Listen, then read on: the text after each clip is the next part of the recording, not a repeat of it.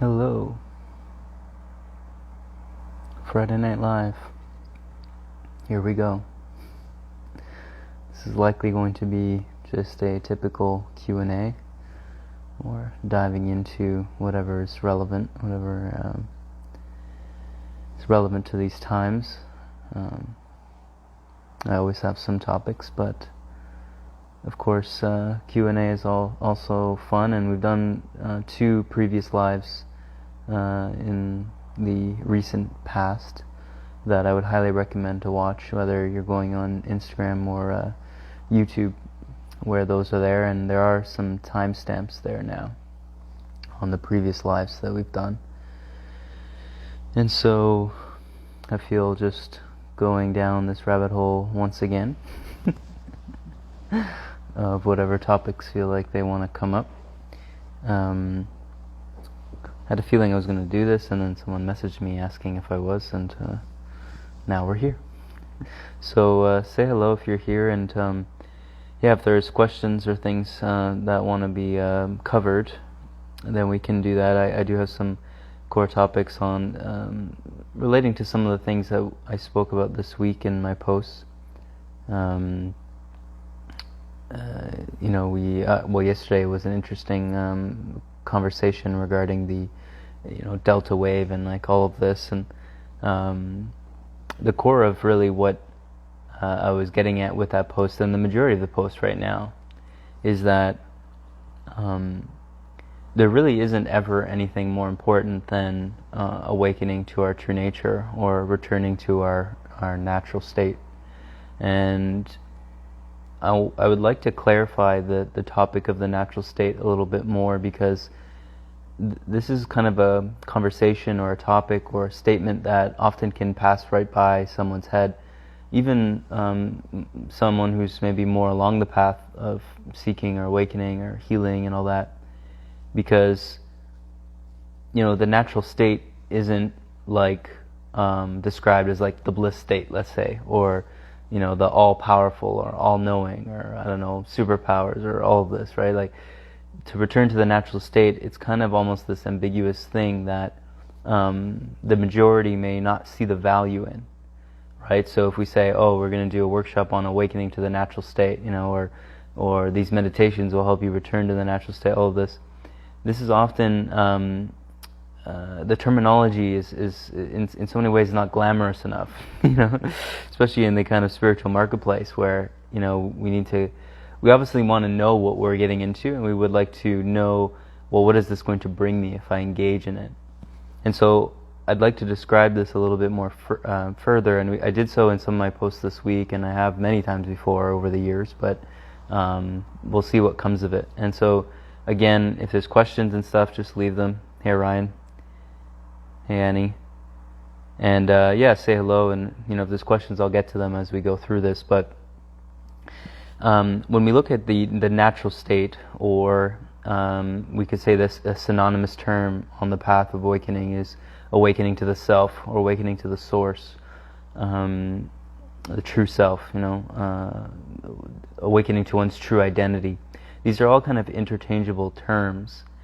And the first question we have to ask, obviously, is what is the essential nature of any of these things? And when we say essential nature, what we're saying is, what is the fabric, what is the fundamental foundation which makes up that particular thing? So if we are on a path to awaken to our true self, or the self, or the source, then naturally there would be an inquiry as to, well, what makes up the self, or what makes up the source, and why is it interesting to me? Why is that the goal? Why is that the direction, if you will? Well, the reason why it's the direction, or the goal, or the path is because the essential nature of the self, or the source, or the natural state is love, peace, joyfulness, fulfillment, and we could say the absolute form of all of them. Absolute love, absolute fulfillment, absolute peace. And so the nature of something being these things, especially when we consider the fact that everything that we do in some form is seeking to experience absolute love, absolute peace, absolute joyfulness, absolute fulfillment, whether it's, being in a relationship or setting a goal in a business or, eating a food, going to a certain place in the world. It is all a direction, a focus to further the experience of love and peacefulness and joyfulness and fulfillment in a consistent way. So the question is, at a certain point, through going into all these experiences over and over again, we see that the only way that we can experience a consistent level of this love and joyfulness and peacefulness, if we are to continue on the path we've been on, is to just be in perpetual manifestation of desire. That's ultimately what we would come to denounce, right? But that's obviously short-lived. It's like having an addiction. You fulfill the addiction and it feels good, and then everything's good for a little while, and then it goes away, and then the same cycle repeats again. So it's essentially this never-ending wave and cycle of fulfilling the addiction, experiencing the peace and the joyfulness and love and all that, and then back to square one once again, yet again. And so we see this ultimately, if we just look at our own life, obviously we've seen this so many times in so many ways, how the manifestation of this perpetually plays itself out.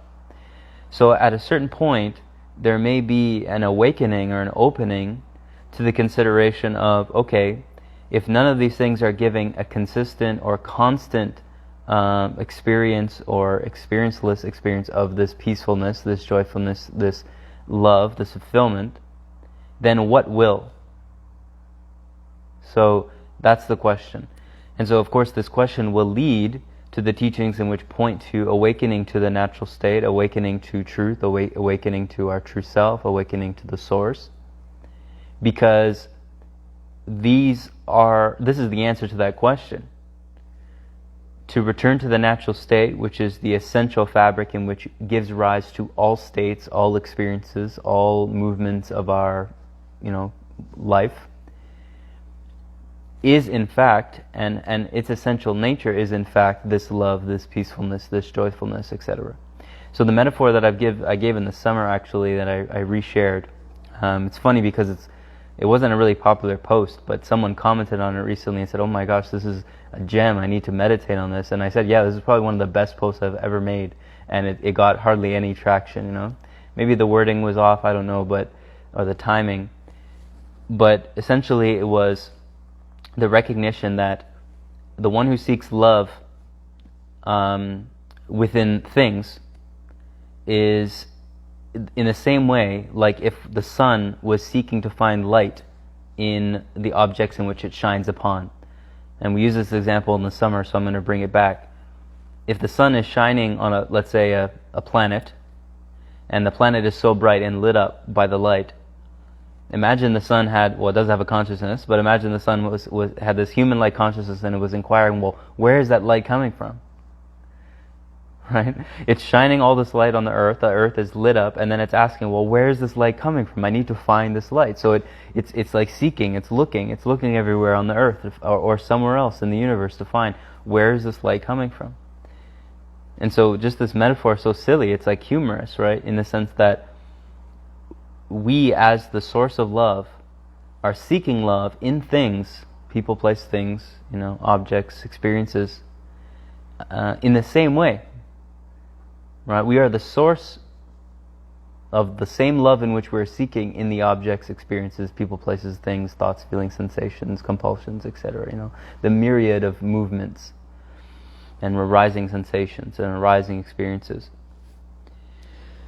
So this is obviously quite illusionary, right? In the same way as the sun would be in its own delusion if it was thinking that the light that is lighting up the objects it's shining upon is coming from some other place, and thus it's endlessly seeking for infinity to find it.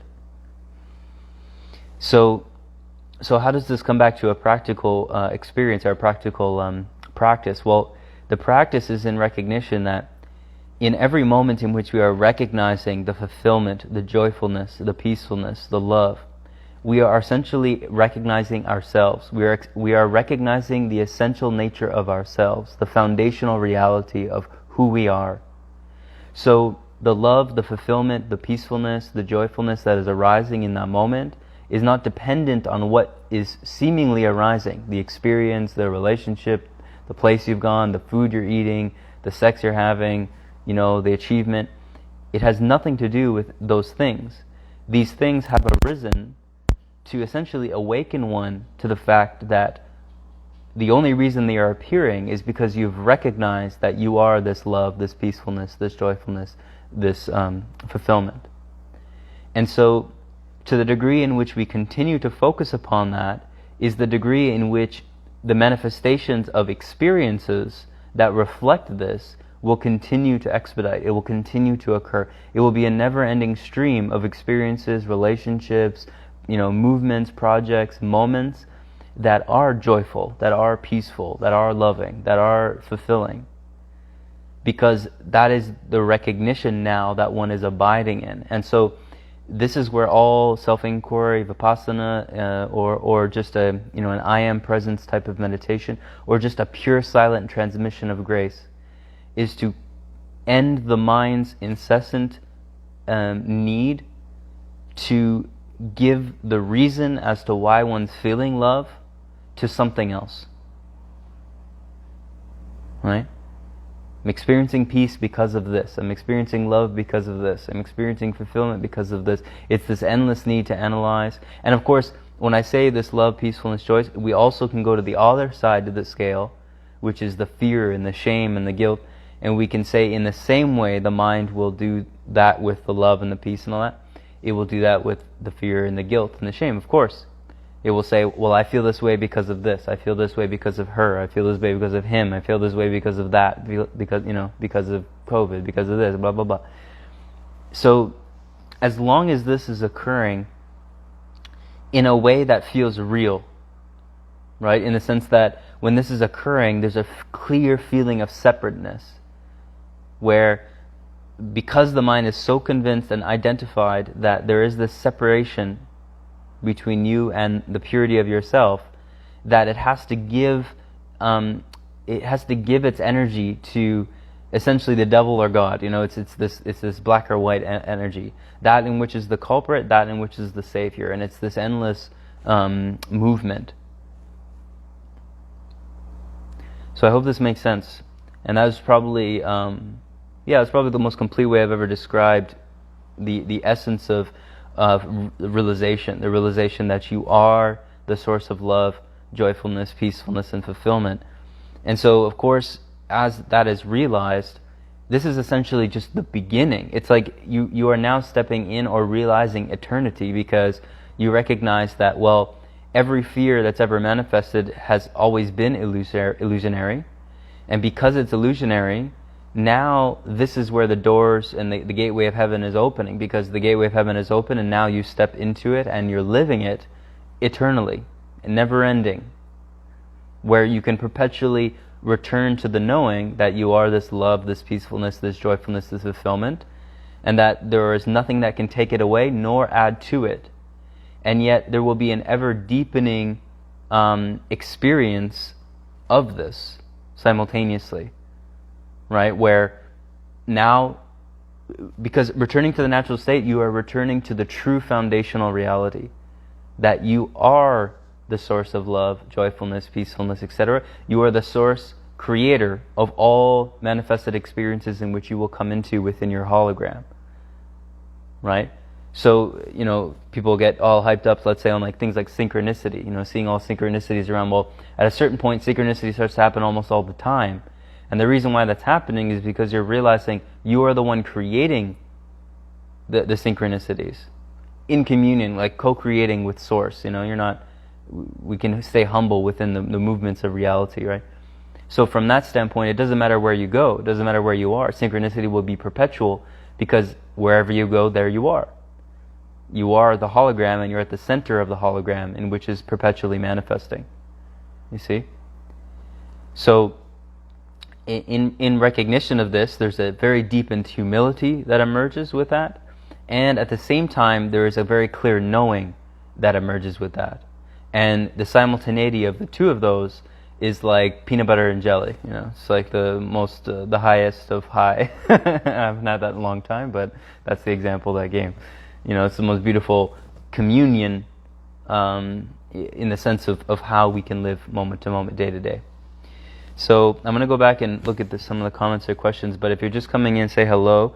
I'd highly recommend at a certain point just go rewatch what I just said, because that was very juicy. If we were to end there, that would be enough. Just that piece could be really focused on for a good amount of time.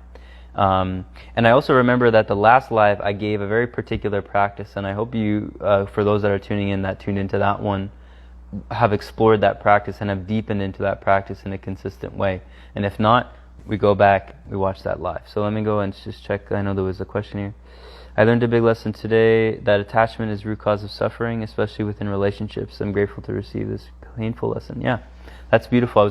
I was actually just writing something today that reflected this, in the sense that once we realize we do not need anything from anyone or anything, all our expectations begin to cease. And as the expectations begin to cease, our suffering begins to cease. And as our suffering begins to cease, then peace is revealed, or any of the things that we have talked about: peace, love, joyfulness, fulfillment.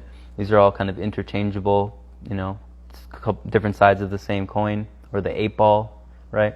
Where we realize that we do not need anything from anyone or anything, because, why? We are the source of everything we could ever desire from anything or anyone. So if we realize that we are the source by which all things arise from, then naturally we do not need anything. We're not going to have any expectations on anything or anyone. And of course, because we have no expectations, then having no expectations is essentially the same as not being able to compare, right? In Buddhism, comparison and criticism are two of the highest culprits, or sins, if you will, especially comparison. And the reason for that is because comparison is essentially, at the fundamental level, impossible, because we're all a part of one unified field of consciousness. So as we are deeply identified with our separate self, or our sense of separate self, then we are deeply unraveled in criticism and comparison, because we believe that we're separate. So if someone is ahead of us, we need to get there. If someone is lower than us, we can criticize, and it's just this endless game of that, and that's incessant on this planet. But of course, when we realize that that is not true, that we are the source of everything we could seek, so no one could have greater or lesser amounts of that, because we already are all that we would seek. So just cultivating that realization, focusing upon that knowing, this is what opens up the desirelessness in relationships with everything. Everything's a relationship, right? Person, place, thing, everything is a relationship. So we do not need anything. We do not expect anything then, of course. And because we don't expect anything, then everything shows up as it is, and we appreciate it as it is. And we are in awe of it as it is, because it's a part of universal creation.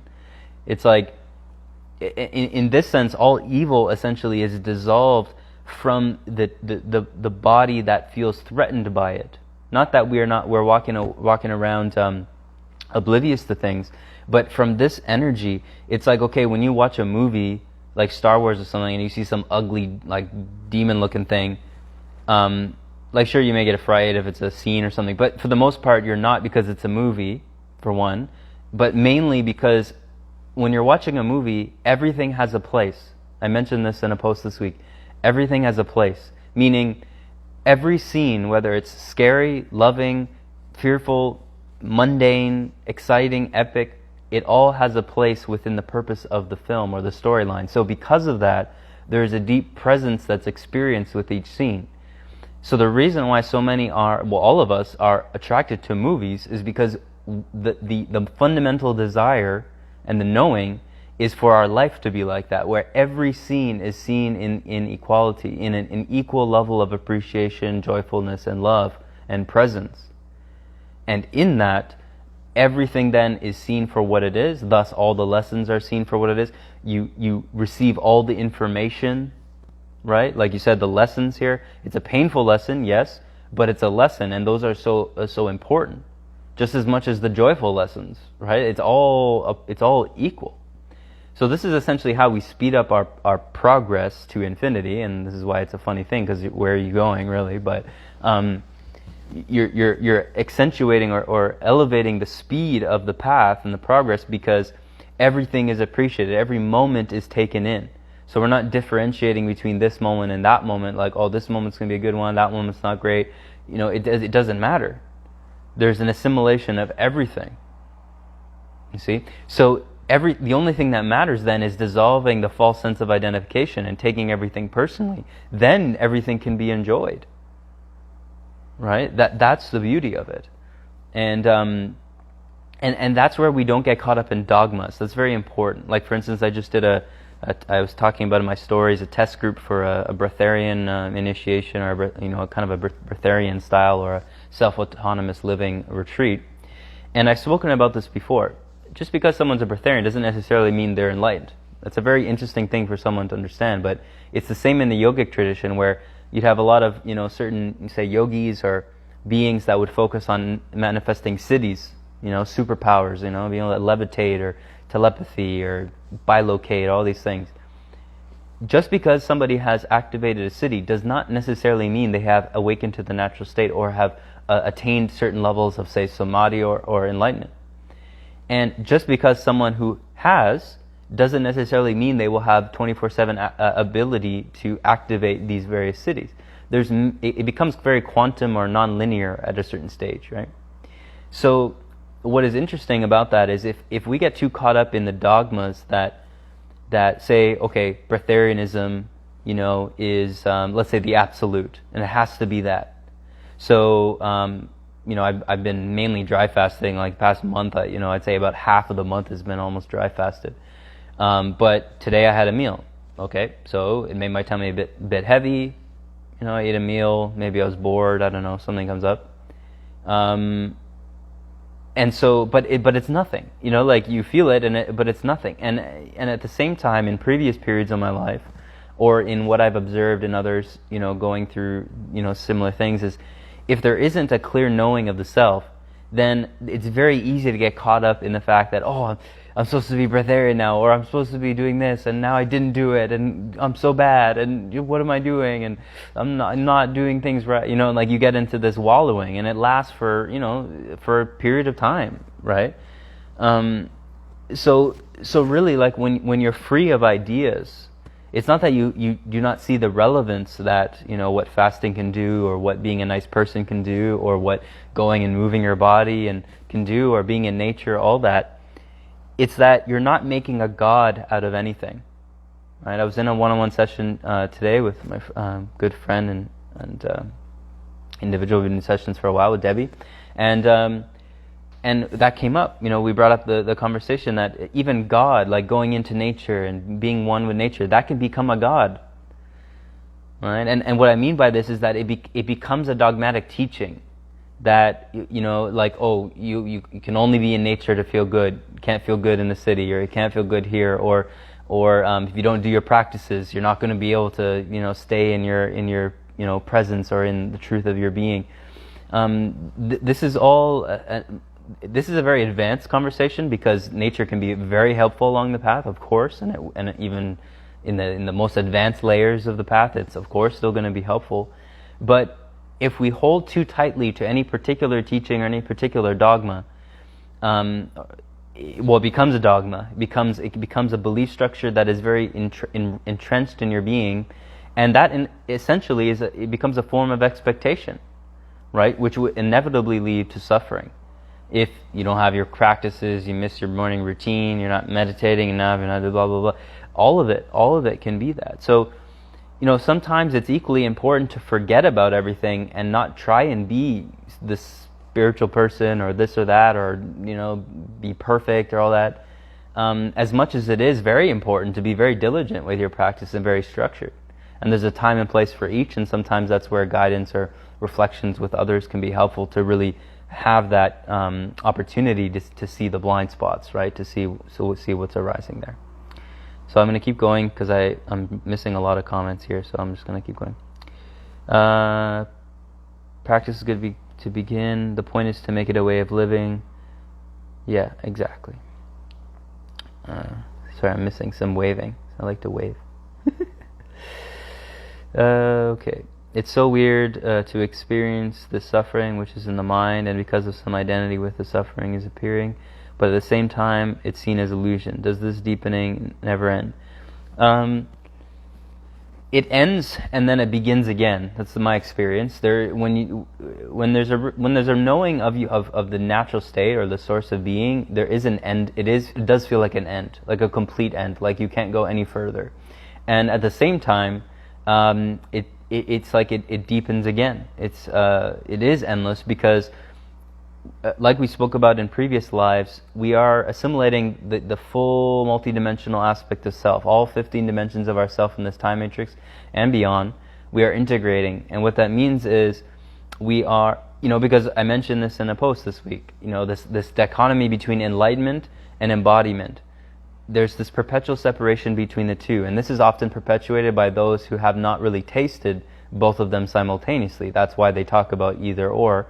Generally it's spoken about people who are mainly focused on embodiment, because the embodiment practices are, like I've spoken about as well, vertical, horizontal. Vertical dimension, we're transcending to know the source of being. Horizontal dimension, like all the practices, all the things, the relationships, the money, the fasting and nutrition and the body and the movement. It's like all these different kind of layers, right?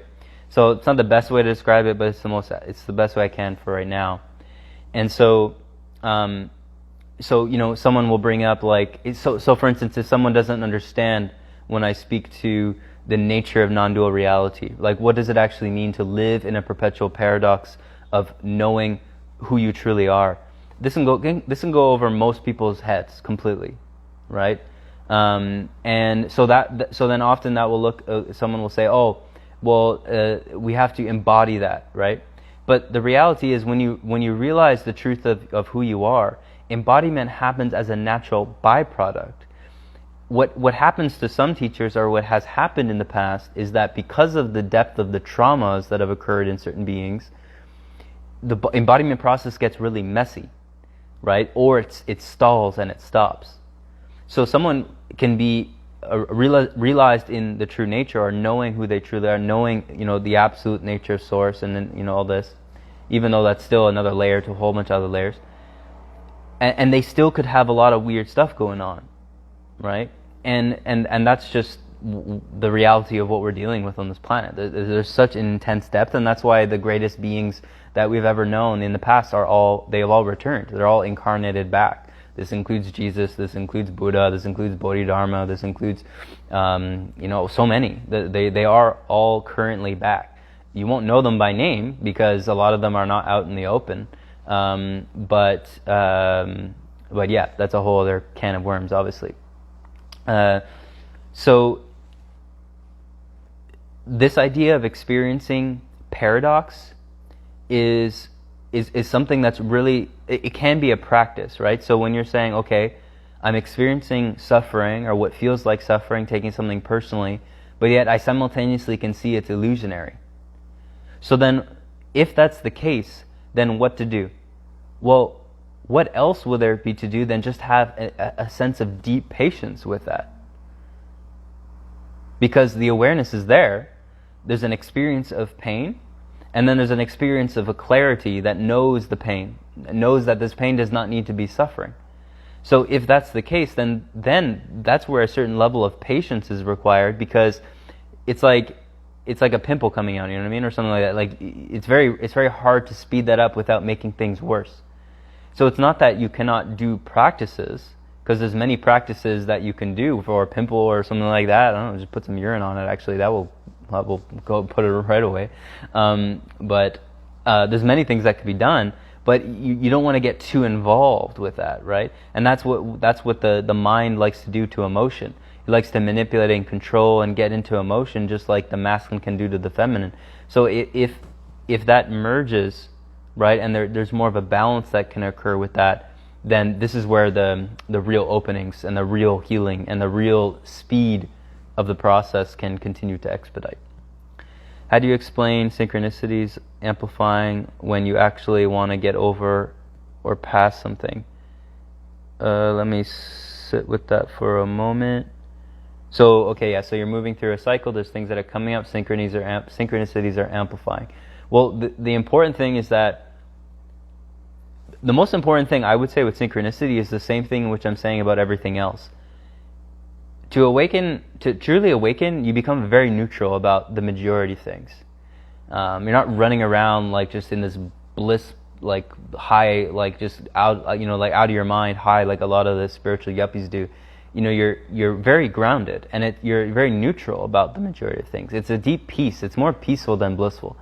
So, from that standpoint, you're not giving too much power to any particular synchronicity or message or symbol. We spoke about this, a couple times, I believe, but we'll go into it again.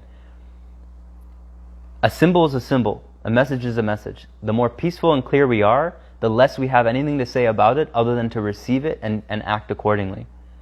Right? How many times have we got caught up in a synchronicity and then start running a mind game about it, about what it means and how it's connected to this and what that's where we get into traps. If we're just simply seeing something for as it is, the image I'm getting in my head, it's like when you have a good friend and you know each other so well that you don't even need to say. It could just be like a nod, right? You just nod to them. You give a little smirk. Something like funny happens. You don't want to laugh. You just look at them, and that's essentially what you're doing to synchronicity. That's the image I'm getting right now. So when all these things are coming up, symbologies, and it's speaking to you, it's just a nod. It's just a knowing. Like, yep, that's it. Or nope, not it. Here's the message. Like whatever is coming to you. Synchronicities, yes, are showing that there is alignment with the path, but synchronicity in itself doesn't mean anything, right? And so if we see it from that standpoint, just like if we live without needing to have this huge purpose and live this huge legacy, like basically just humbling ourselves to what we actually are, which is a speck of dust, and recognize the purposelessness of the universe, that's when we actually are opened up into divine purpose. And that's when we get all the gifts given to us. That's when all the abundance flows, because we're not thinking anything of it. We're not viewing ourselves as this epically special thing, that deserves all these things, all that kind of stuff. I feel that stuff can be very distracting. It can help in periods of healing trauma, and it naturally will manifest. But again, it will manifest as a knowing, not as something that you need to convince yourself about. Right? So we just watch that. We just watch within ourselves when we're trying to convince ourselves about something. Jess, I am, yes. Sorry, I'm missing the comments, so I don't know what you guys are responding to, but it's okay. Victim consciousness came up that I haven't realized, but it manifested through me to be seen. Oh, so we're talking about relationships. Cheated on me, lied, manipulated, blah, blah, blah. Okay, nice. Hope it's clear for you. Okay, so you guys are liking it. Nice. Hey, Miss Cosmic Sid. Barbara, good to see you here. So much freedom in living neutrally and letting go of attaching stories to everything. Exactly, right? That's exactly it. The incessant movements of mind just simply look to attach to reasoning, stories, justifications, the need to feel important, the need for specialness to be present. And often this is just a signpost that there's deeper emotions that are being avoided, right? Because if we need life to be so heightened, it's like a drug addiction. It's like this perpetual need for things to be heightened rather than to actually exist within the silence of being, to exist in the mundane moments, to exist in the presence of what is, the presence of what's naturally arising, right? Where even small talk can be enjoyable, right? So many spiritual people, I don't want to do small talk. It's like, of course, it's amazing to have deep, intimate conversations like we're doing now. It's kind of one way, but you guys are talking, at least on the comments. But if you're deeply rested in the peace of being, then naturally everything can be enjoyable. There's nothing that's going to be left out of that, right? Or at least through the presence of your perception, there's a direction of everything into joyfulness. Meaning everything you interact with, you are naturally bringing that joyfulness and that peacefulness and that love and that compassion, and that's your gift. right? That's your gift to the old lady that's just talking about the weather, and you have such a peace about you that she just loves and adores you, and she just wants to talk about that with you randomly. You know, it's like this is the way of service, the simplicity of service. Not like I got to go write out my plan of how to be in service. No, I am already that in which is of the highest service, because I am already that in which I've always sought out. And thus, if this is what I've always sought out, and I know I am that, then it's likely everyone else is also seeking that. So just simply through your presence alone, you are of service. We should run that back and listen to that again. So, yeah, I mean, if there's comments or questions, it's getting a bit dark here. Maybe I should go outside or something. I guess I can turn on the light. But yeah, if there's questions, then please share. And if you're just getting in or you got in late, I mean, you know, these are always generally quite juicy, so it's always a recommendation to maybe rewatch this and go rewatch the previous ones, because you know the past two give a lot of context to what we're speaking about tonight. I mean, it doesn't matter. You're always going to receive what needs to be received, of course, but. Yeah, so if there's other questions, obviously that helps me kind of keep going. But, yeah, that feels really nice, all those topics. These always feel really nice. They feel really nice for me, because it's my greatest joy to just share about these things, because I'm in meditation or silence most of the day, to be honest, or I'm writing. So speaking to it, even if it's just one way, it's deeply enjoyable, and it's where most of the goods come out. I should probably do more videos than I do writing, but I also like writing. Okay, so I want to make sure I didn't miss anything. I don't think I did. Again, if you're coming in late, then I'd recommend to rewatch. So there is so this piece on, I guess, brother, you're broken up with a female or your partner or something. I actually got a couple messages on this week, and so I went through a pretty intense actually separation from my previous fiance many years ago, and we're wonderful friends now. Actually, this is where I'm at, and you know, there's something about grief that no practice really can solve, and it's the same way as what we were describing, you know, about the patience piece, where when we're experiencing the depth of pain. Patience is one of the most beautiful principles to ignite, although it's nothing you really ignite other than more so a surrender, a receptivity of patience, a receptivity of the natural process of nature. That's really what patience is. But it's the same to be said about grief, right? Or really any emotion, but grief is one of those things that again is happening by way of a natural process, and the lessons that are there for within us or within grief often are teaching us to exactly what you were sharing. You know, I don't know your name, but you were sharing about this idea of attachment, right? And attachment, suffering, expectation, or need, desire, they're all unraveled. And often in the spiritual community now, because again, the embodiment teachings are arising very prominently now because the feminine principle is opening. Most of the time it was male teachers in the past, now there's a lot more female teachers. So the embodiment teachings are rising. Just because that's happening doesn't mean because someone's speaking at it, they're speaking at it from a truly awakened place. So that's where you get the distortions, right? And this was spoken about in all traditions about distorted teachings and all that. So we have to take just what resonates, of course, and yada, yada, yada. But one of the key topics within the embodiment scene is that desire is not to be suppressed. This is 100% the truth.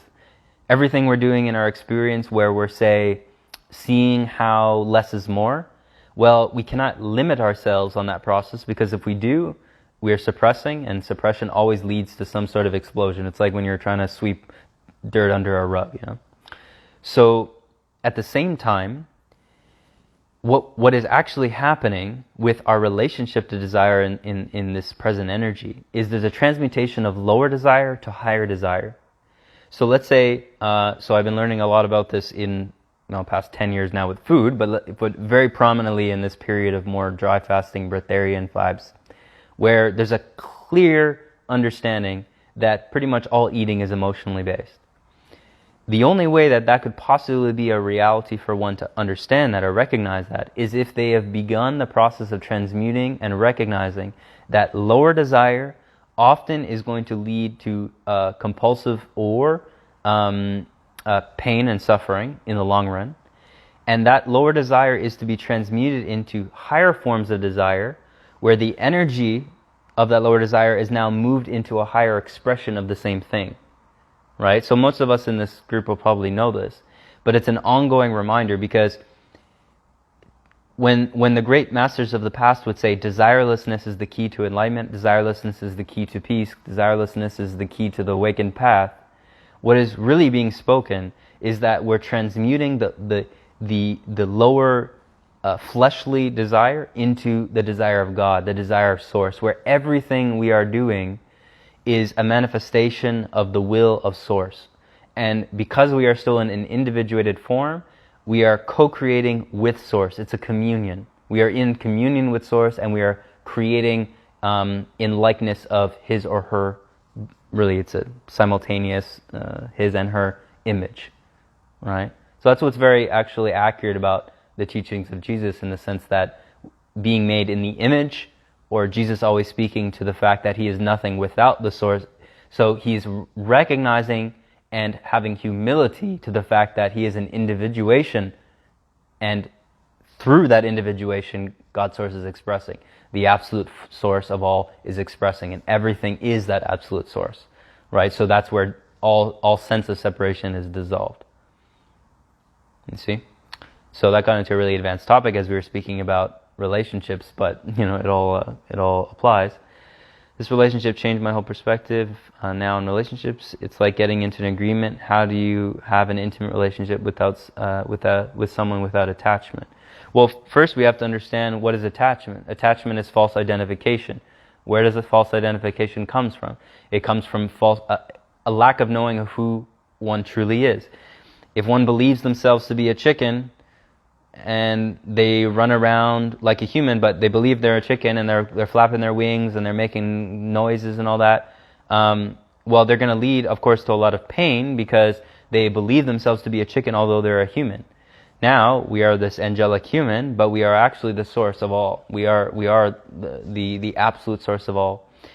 And because that is our true identity, every time we identify as this human with human desires and identities and personalities and traumas and belief structures and opinions and all these things, since we believe that, we find ourselves in all the suffering that comes with that false identification, false knowing, a delusion. We are in an illusion of what is actually happening, or what is actually reality.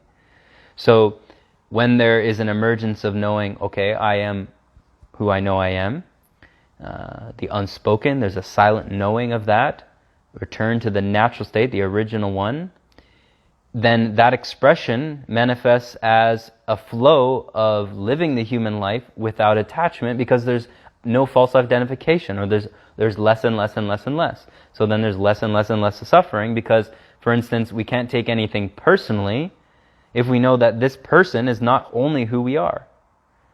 Right? Like at some of the highest levels of say if we just go to our avatar level, we have our incarnate, we have our soul level, our oversoul level, avatar level, Risha level. Say we're just at our avatar level. Well, there's something like 1,728 incarnate souls that are connected. I think there's actually much more than that. Actually, yeah, that's the oversoul level. On that tree, that soul tree, there is thousands and thousands of versions of ourselves in all different incarnate forms. Some on this planet, some in other places, in other dimensions. And so who we actually are as that avatar is many different individual beings as what we see here. So that goes back to the whole comparison thing. If we're looking at, say another incarnate of ourselves, right? And we're comparing ourselves, oh, am I better than this? It's so delusionary. It's like it's like one hand trying to compare to the other hand. I'm better than that hand. I'm better. You owe me, hand. It's like the hand takes this is a good example I saw. The hand takes the little tick or the needle out of the foot from walking in the forest, and then the foot says, I owe you, hand, and the hand's like, yeah, you owe me. So it doesn't make any sense, right? It's all part of the one. It's a part of the one structure. So this is where we have to get real with ourselves, right? Where if you come to know yourself as this full encapsulated tree, then really what you do here in this individual life is not as big of a deal as you may have thought of it originally, especially in the sense of it causing any sense of suffering. Like I see so many suffering to try and find their purpose, suffering to try and find what legacy should I live. I'm not going to leave my legacy, all that stuff. It's like, again, once again, if who you are is actually a makeup of thousands of different incarnates, meaning individual beings like this one, then, well, what gives, Some of them may be really popular, other ones may be really, spiritual, other ones not so much. Some of them may know a lot about this stuff, not so much. Some may be in the cave, some may be in front of millions of people. Some may just sit around with their garden all day. It really makes a lot less of a difference once you start to realize who you truly are. You see? So who you truly are is really the source of all. So it's the entirety of the framework. So it's so inconceivable by the mind, right? And that's where we can only be humbled when awakening happens because exactly what I'm speaking to, right? So it's coming to know, who am I truly, right? Who am I truly? And if I know who I am truly, then whatever pain I'm experiencing doesn't have to be suffering, because I am not really the one who is experiencing that pain. It's this body that's just, it's like a convulsion. It's like when you have a muscle spasm, right? When you have a muscle spasm and your muscle's like twisting or something, it's like, twitching is a better example, right? Muscles like twitching. It's like, well, you're not doing anything about that. You're not the one controlling that twitch. It's just happening. So let's look at our emotional release like that. Let's look at the traumas that are resolving themselves in the external world like that. Let's look at everything that we call pain, everything that's arising, cravings, ideas, all these things that come with such a strong, because a twitch can come with a really strong momentum, right? You have that twitch in the arm and it's going. You're not doing anything about that. It's just happening. So a good kind of metaphor to look at that, especially when it comes to the undoing process, because that's what's happening. We're being undone. It's like the twitch is just happening. The emotional release, the trauma healings, the circumstances that we're here to resolve, we're being undone by them. The knot is undoing itself. Right? So we can consciously participate in that, and at the same time we can recognize that it really is something that's happening on its own volition. And there's far more or a less weight on the shoulders than ever before when we start to see our healing in that way, rather than we're on this intense healing path and we got to do all this stuff and we got to make all this stuff happen and there's all these things we got to do, we got to meditate, all this and that. Like, yeah, you do got to do that, but do you have to do it with all of that intense like identification momentum behind it? You see the difference? There's a very clear difference. This is engaged attachment, right? We can be deeply engaged in our experience and yet be completely detached from how that experience is going to play out, or where we sit in it all. Right? Like being of service without needing to feel like, oh, I'm being of service, Because then are you really being of service? It's like, oh, I'm doing it because it's a funny thing when you really sink into the nature of what's being spoken to here, what we're really pointing to.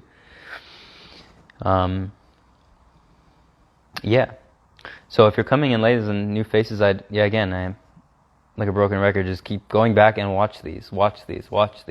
They're long, but everything in them is like, I mean, maybe someone will splice them up someday, but like, boy, there's some really juicy stuff. And if there's more questions, we can get into it. I may have more to add on those pieces, but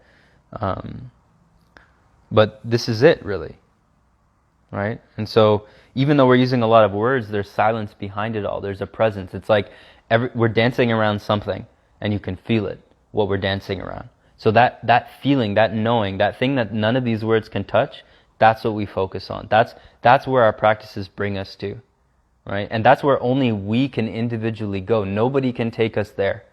Nobody can bring us there. We have to be the one to actually step into the fire. You know, and that happens through the practice and the patience, simultaneous practice with patience, practice with patience, practice with patience.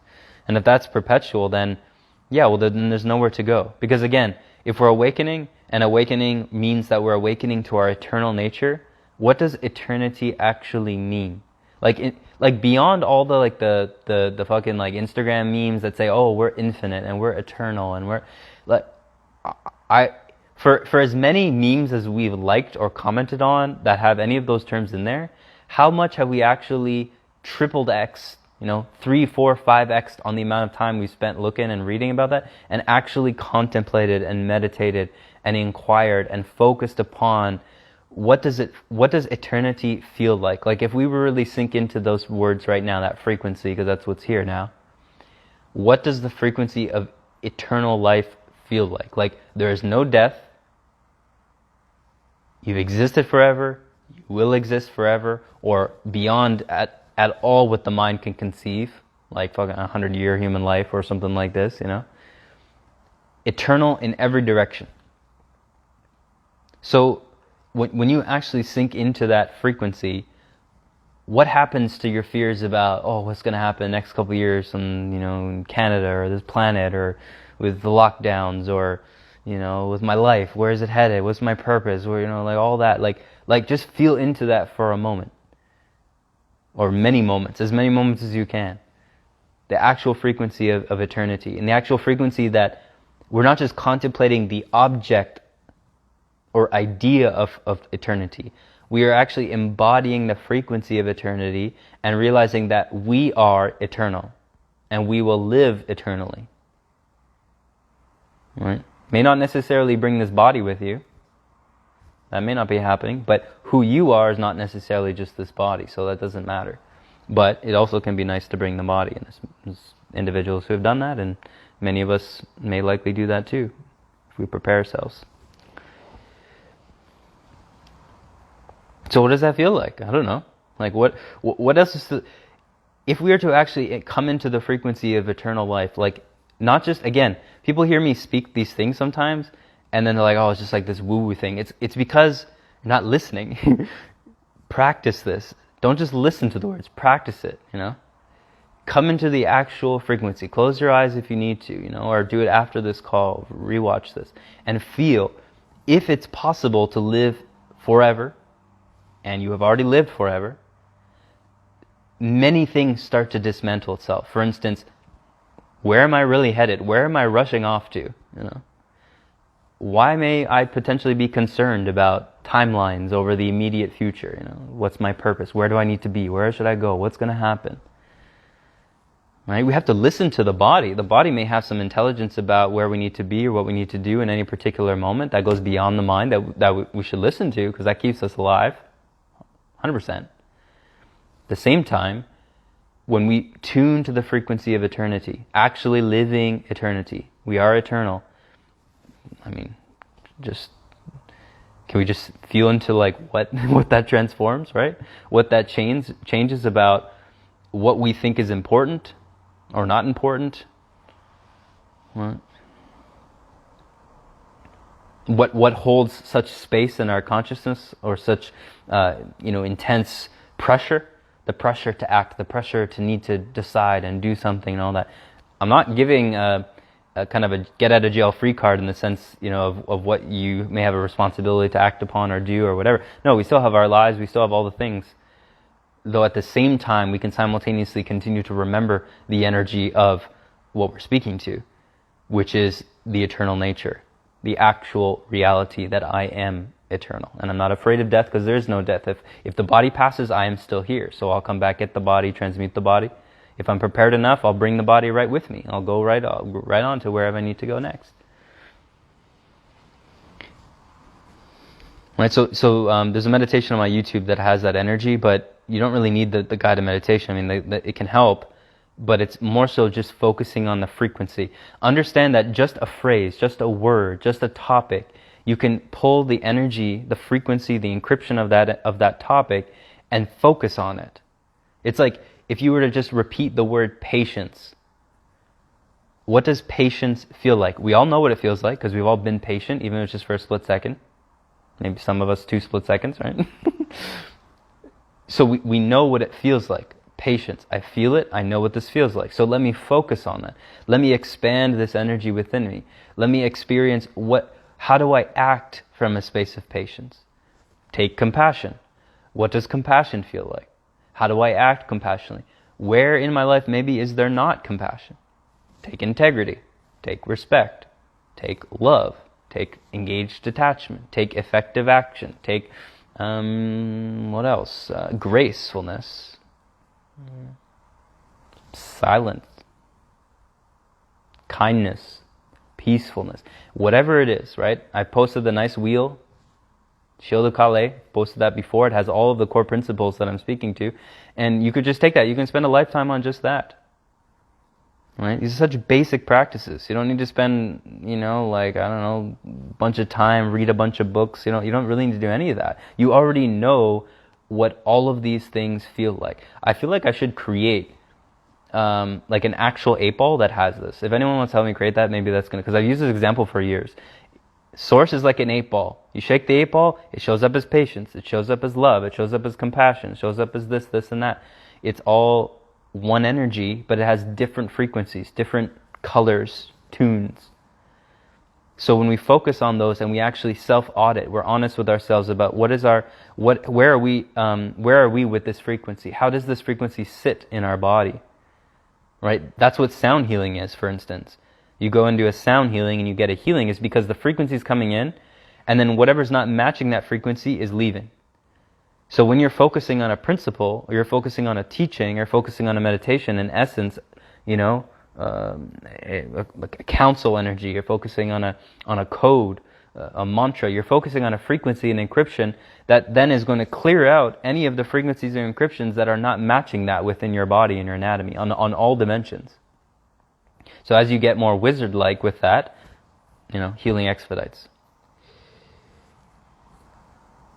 Sat down with the suffering, entered this deep silence, my true self. The suffering is just thoughts and emotions. I meditate daily, but this was the deepest since I entered recently. Exactly. So this is the power of what happens when we come into the presence of silence together, or with someone that is holding that energy. It expedites things. It's really simple. Would you say the body is a pathway to enlightenment? Well, the body, what is the body, right? If we're speaking of, what body are you speaking to? If we're speaking of the third dimensional body, well, that's a D3 body. You have a D1 body, D2 body, D4 body, D5 body, D6 body, D7 body, all the way to D15. Then you have bodies that are higher than that in the higher God worlds, the higher heavens, and then the inner worlds of creation. You are the anatomy of God. The anatomy of God is you. So the entire spectrum of co-creation is manifested within this body. Now, the bodies we presently inhabit, for the most part, most listening to this are going to be a part of the Indigo Shield. So if you're part of the Indigo Shield, you're going to have access to the Indigo Contract or an angelic human 12-strand DNA. I mean, a lot of people do, but then there's levels to that. So the levels of that will just determine higher levels of responsibility or access points to those flows of energy, essentially, and those ability to access the higher God worlds. Everyone can do it. It just may not necessarily always happen in one incarnation or one type of body like this. But if we're just looking at 12-strand DNA or angelic human original template, well, what we're seeing here in D3 is just one aspect of the body, right?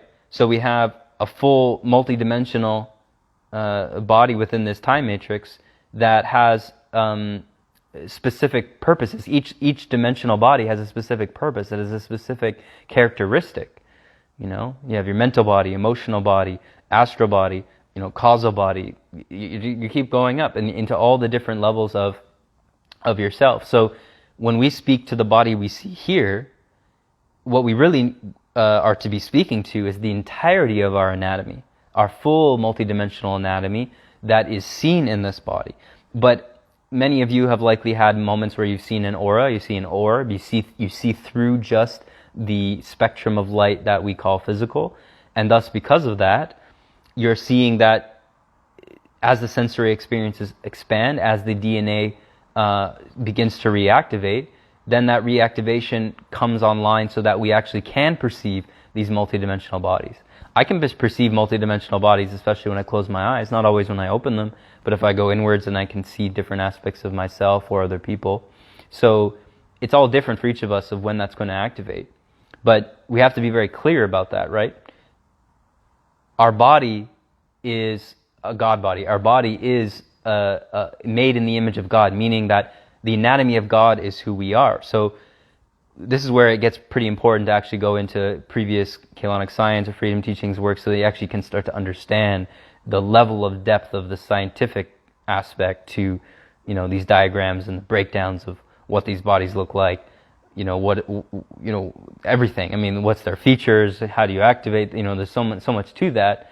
And at the same time, even if someone doesn't go into that, a lot of this can activate very naturally, where you start to understand and feel into these more subtle dimensions of self, and you start to expand, just as you expand your perception of who you are, where the plant is you, the other person is you, the dog is you, everything is you. The reason why that's happening, the only reason why that would be experienced, is because simultaneously when one's beginning to tap into these more subtle levels of themselves within their inner worlds, and so the inner reflects the outer.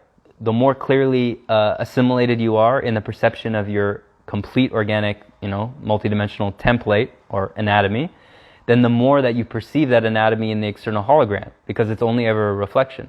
That's why when we heal and we cleanse and we get lighter, the world around us gets lighter. It gets more loving and more heavenly. It's all a hologram. Wherever you go, there you are. It's always going to follow you. There's nowhere to go.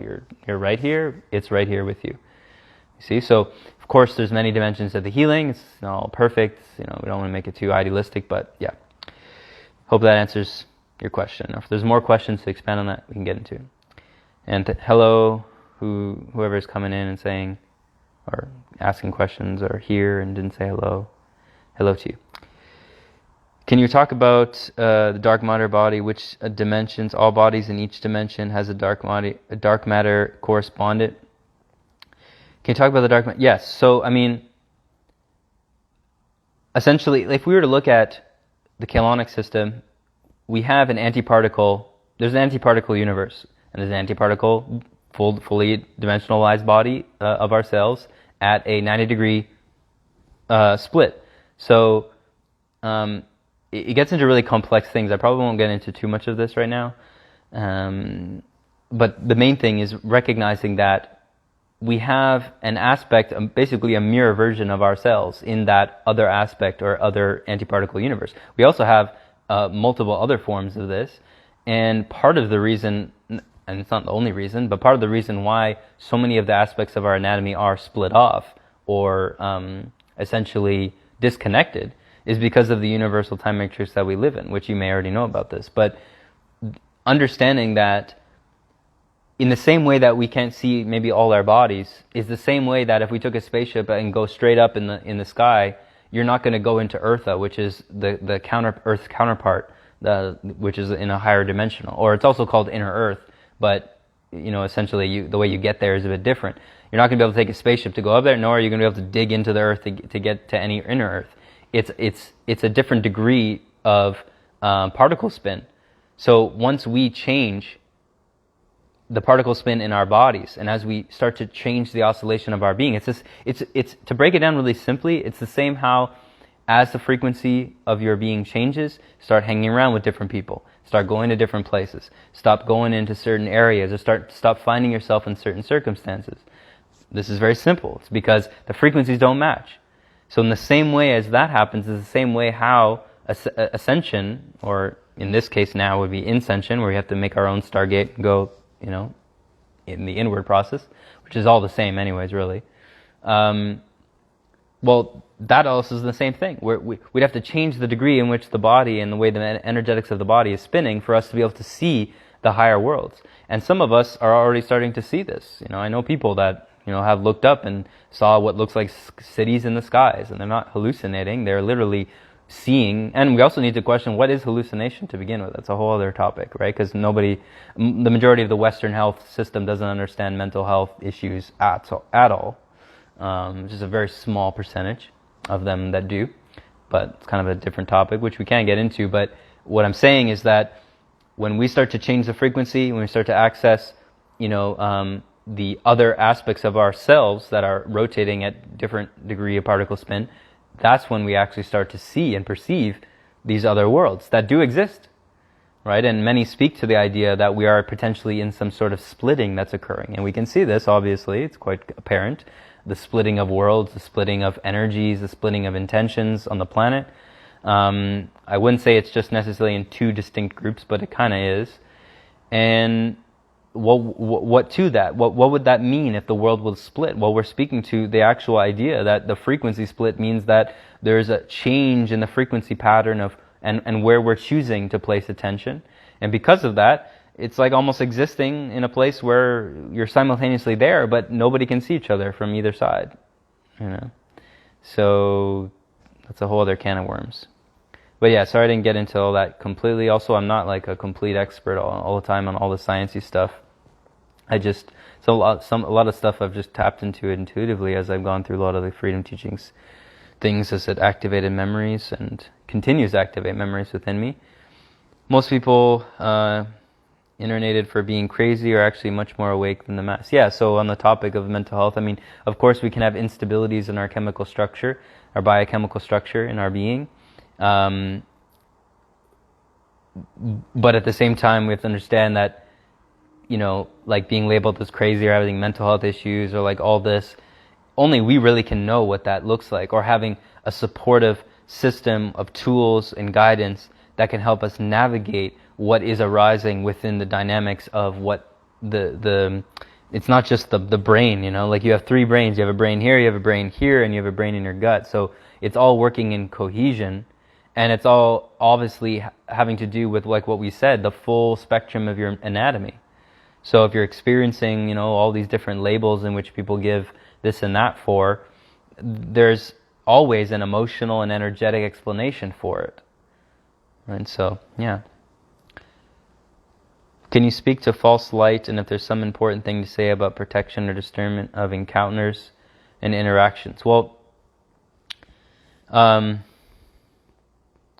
yeah, so let's get like really clear about the definition of false light, because I think this kind of thing can be often a little bit distracting, actually. So let's just look at it. Like, okay, well, if we were to look at something really practical, like what someone would say is a false light spiritual teaching, in my perception, it would simply be a teaching that is presenting an outcome or presenting an intention that where that is not actually true, where that's not actually the reality of what the intention actually is. See, so that would be a very summarized description of what like false light is. Okay, so the way that can become distracting is when people I don't like saying that because that's kind of like a projection of myself. So if we are to identify within ourselves the times where we are condemning something as false light or having false light because it has a distortion, right? There's a distortion to what it's really presenting itself as. That can be true, and that's a product of our own self-guidance. It's a product of us receiving guidance from other teachings so that we can really discern within ourselves what is true, what is useful. But in my view, it has to stop there, like in the sense that let's focus then on what we really are requiring, like what is actually then important for us to be practicing, not continuing to waste our time focusing on like the false like this, false like that. It's even why I'm hesitant at times to post some of the things I post, because although it's helpful at times to know about some things that are happening in the world, it can be very distracting for those that aren't ready for that. So I've always been mindful. I'm also playing the Instagram algorithm a little bit, because these are the things that get really attractive amounts of, reach. and then it leads to other things that I can speak to. But and it's relevant, like I spoke to. It's relevant to know. Like if there's someone in your neighborhood that's not so great, it's nice to know that so that you can navigate accordingly. This is the purpose of why we explore that side of things. Again, the false light stuff is just understanding that if we are, again, we're only going to ever receive in the form of authentic teachings the level of authenticity in which we are. So let's just come into that for a moment, Because, okay, who are the ones that are calling out false light the most? I'm not going to answer that actually, but I'd like you to inquire and just look. If someone's entire Instagram feed or wall or whatever is just false light this, false light that, what is that really saying? That's what I ask myself, and that's what I've continued to come back with in myself. Why, if I'm on that tip, if I'm trying to condemn and be like, oh, I'm not feeling that or this, you can easily not feel something, but that's different than being in this kind of perpetuation of false light this, false light that, doing a false light workshop to call out more false light. What's the purpose of that? Let's focus on the light. So yeah, there's false light, but let's do a workshop on the light. You know what I mean? It's a really crazy thing, but I'm not going to get into that. So, when we have a real level of authenticity within ourselves, we're going to find the authentic teachings, period. That's all you need to know, in my view. So, the way in which we do that, because how do we know if we're being authentic, is to be in a perpetual process of humbling ourselves, of checking ourselves, of really questioning, am I making a God out of something? Am I making a God out of Corey, of Sheik, of these teachings? Am I elevating something to be holier than thou? That's really, we can have respect, we can have the most utmost humility, we can have a direct knowing, a feeling within ourselves that this is it, that this is what I need at this moment. It may not be forever, but this moment. As long as we are checking ourselves, we're coming into it, we're actually practicing, most important, practicing. Who gets caught up in false light teachings? The ones who are not practicing, the ones who give up all their power to something else. That someone else or something else is going to do the work for them. That something else or someone else has a plan, has a master plan to save the world, has a master plan to save you, has a master plan that everything's going to be good.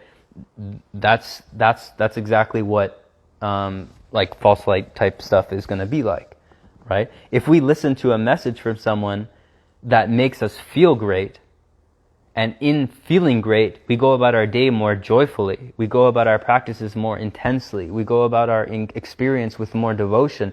Then it doesn't matter what it is. It just activated that within you. And for that moment, it's useful. But the next day, it may not.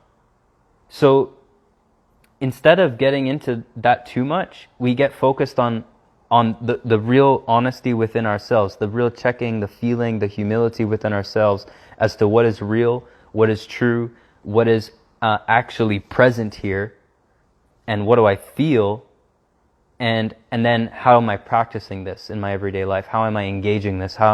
What about this teaching can I actually engage? Because if you're coming into a teaching where there's nothing you really can do, although on a certain level we don't want to get too caught up in doing, we are very much in a product of doing. We are the products of our doing and our actions.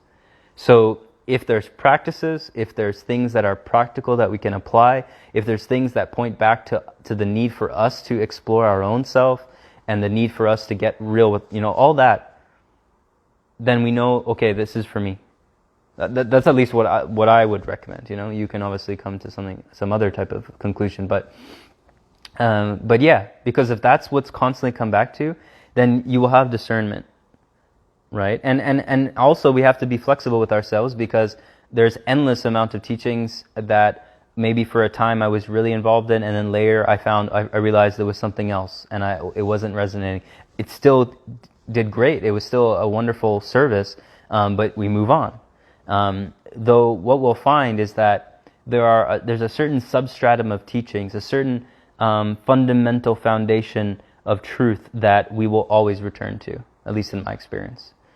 They are the timeless teachings. They are the eternal teachings. And I have done my best to identify what those are and what they've been in my path, and I attempt to the best of my ability to share from that type of space, so that we can endlessly apply the things in which are being spoken here in a way that is inexhaustible and can be done in an infinitely amount of different ways, because we're each going to then take our own creativity and apply that in our own creative way, right? Which is very helpful, right? So I feel like the more we're in diligent practice, we're always going to find our way somehow. Even if we potentially are doing some practices that maybe are iffy or not so whatever, well, again, if we're just humbling, it's such a humility thing. I think this is like where it really comes back to. It's just a humility thing. Like, continue to empty. We're always emptying. I'm personally always being emptying, you know, of everything. It's just an interesting thing to live that authentically, right? Thank you for insight on false light and light sharings. I do agree they can be really distracting to a degree. Yeah, it's like, it's just like, it's kind of like another addiction. It's the same thing as I mentioned about some of the posts that I've made about, you know, I don't know, the moon or Canada's thing or higher dimensional stuff. For on my path, understanding these things can be very practical. Because understanding about the moon, it could be as simple as just retracting your worship of the moon. It could be retracting your intention to be connected with the moon. Just as simple as that. Understanding the dynamics of the workings of an energetic geography, like I said with Canada. All of a sudden you know this, then you can bring awareness. Oh, how is the geography affecting me? Maybe I knew this all along, but now I have a clear cognition as to why, intellectually, and that helps me integrate. So all of the things about the histories, all about the things about the eternal nature of the relative it can very much be helpful. Of course. Though it all rests on the foundation of practice of self. Awakening by regenesis, healing, activation, the embodiment of self, the knowing of self. That's what it comes down to. And so it starts with this body, but then as we recognize that all is self, then yes, of course we would like to know the history of the universe, because it's ourselves. Of course we would like to know the entire makeup of the God soul family and all the councils and all the beings, because it's ourselves. So this is the practical reality of why that's useful, why that's helpful, and why that has been translated to us in the form of Kaylonic science, you know, scriptures, the Mahabharata texts, etc., etc. At least those are the primary ones. There's many others, but I still continue to point to those. Remembering, of course, that all of that knowledge is also within us. It's also within us, and we do each have the ability to access it at certain times. Not all the time. Of course, it'd be nice, but we also have to humble ourselves too, you know, including myself, all of us. But, you know, those veils are thinning, you know, in regards to our level of access and ability. When you say emptying, are you saying letting go of all emotional and mental processes moment to moment? Yes, essentially, and also just being clear on the ideas you're holding about anything in particular, right? Let's look at it this way. Probably one of the most important things in our life is the intimacy with ourselves, the intimacy with another, intimacy with the self, the source. All of one are one and the same. So to create intimacy is to see one another, to see ourselves, to see the source, to see the self in all. The only way that's truly possible is when we are emptied of ideas. Because if we have an idea about something, and then we're perceiving something that has an idea that contradicts that, on the relative level, that's completely fine. But if we are holding with a deep energetic attachment or identification with that belief, then immediately creates separation. This is where, and this is what we're seeing in the separation of people these days with all the different types of beliefs. So for us to experience peace within relationship, we have to first come into the acceptance of ourselves. And in the acceptance of ourselves, we see the other very clearly. So we don't need to change them. We don't need to change their beliefs, because we don't expect anything other than what they're expressing themselves as. And so that's what creates communion, intimacy, peacefulness within the relationship. So if we understand that everything in life is relationship, then that's why we don't want to be holding too many strongly held beliefs or ideas. Because for us to commune with everything is to be emptied so that we see ourselves as the absolute nature, right? Understand, the absolute nature, source, does have a preference for righteousness. And this is why in every spiritual tradition, across all times, there is always some form of commandments, some form of ideals, attitudes and responsibilities, commitments of how we act righteously in alignment with the Christ, right? The original Christ. So Source can accept everything, good, bad, and ugly, most evil, most high. Source is everything because it is the source of all. It is the absolute source of all. Nothingness, everything, and everything in between. And yet, at the same time, Source has a preference for righteousness, and this is why we drive forward on the highway. It's why our hair grows outwards. It's why we move forward in time, even though we're kind of moving backwards. But there's a natural movement. There's a natural direction, and we could say those are maybe reversed in this time interest. But let's just use that a practical example. So, in that knowing, we can be completely empty of ideas and yet still know what righteousness is because we are Source, and Source is a preference for righteousness. So there's nothing to it. It's like the golden rule is embedded within us. All these principles are embedded within us. They are natural. They are all inherently there. If we have taken on unnatural or inorganic imprints, and of course there are many and all kinds of things that we are working through, this is what creates the suffering. It's why we're here. It's why many are here, and we're all here. Like I said, the greatest of masters in the past are back again. So, we're not out the water. I missed something, I think. No, I didn't. Okay. What do you think of the law of one? Well, the original law of one is the freedom teaching. So the other form of the law of one. So the law of one books that were channeled by the being named Ra, by the three individuals that channeled that in.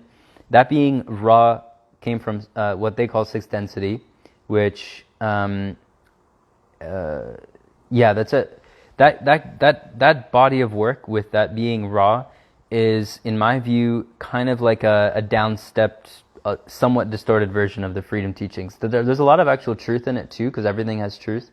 But take it for what it is. There's some great things in it, but it's not even close at all to the degree of depth that you'll find in traditional chaos or freedom teachings, because that's the original law of one body of work. And again, that body of work was channeled. Anytime you're channeling something, there's always going to be some interesting things going on. There is some bodies of work that channeling has happened that I still feel like has some resonance. Again, everything can in some degree, but any higher being who's coming in and channeling in you already knows that that's damaging to your template, and it's not recommended. And the beings of the Christic blueprint are those who are truly of the highest benevolent essence. They're not going to be channeling through you. That's just not happening. They will train you and develop communion with you, and really it's just a communion with your higher self, but you're never going to be channeling anything. It's very different. Love what you're speaking to in regards to emptying. Yeah, it's really simple. It's really simple. And that's how that's how we just experience peace with one another, no matter what the belief structures or opinions are. And we can start to tune. That's been a great lesson for me over the past few years, is learning how to do that properly, right? And it's how I've developed such a better relationship with my parents and with people that may have very different opinions or not even have any clue what the heck I'm doing, but can feel it.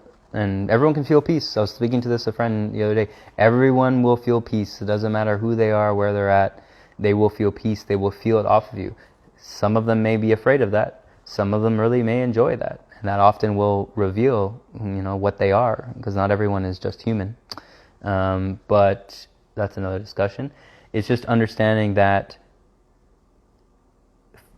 the frequency first. We went into that before, right? You can read all the endless books, but you can also just meditate on the frequency of the word patience, because we know what patience feels like. We've felt it before. So if we just continue, that's how you cultivate. That's it. It's like going to a Tesla charging station.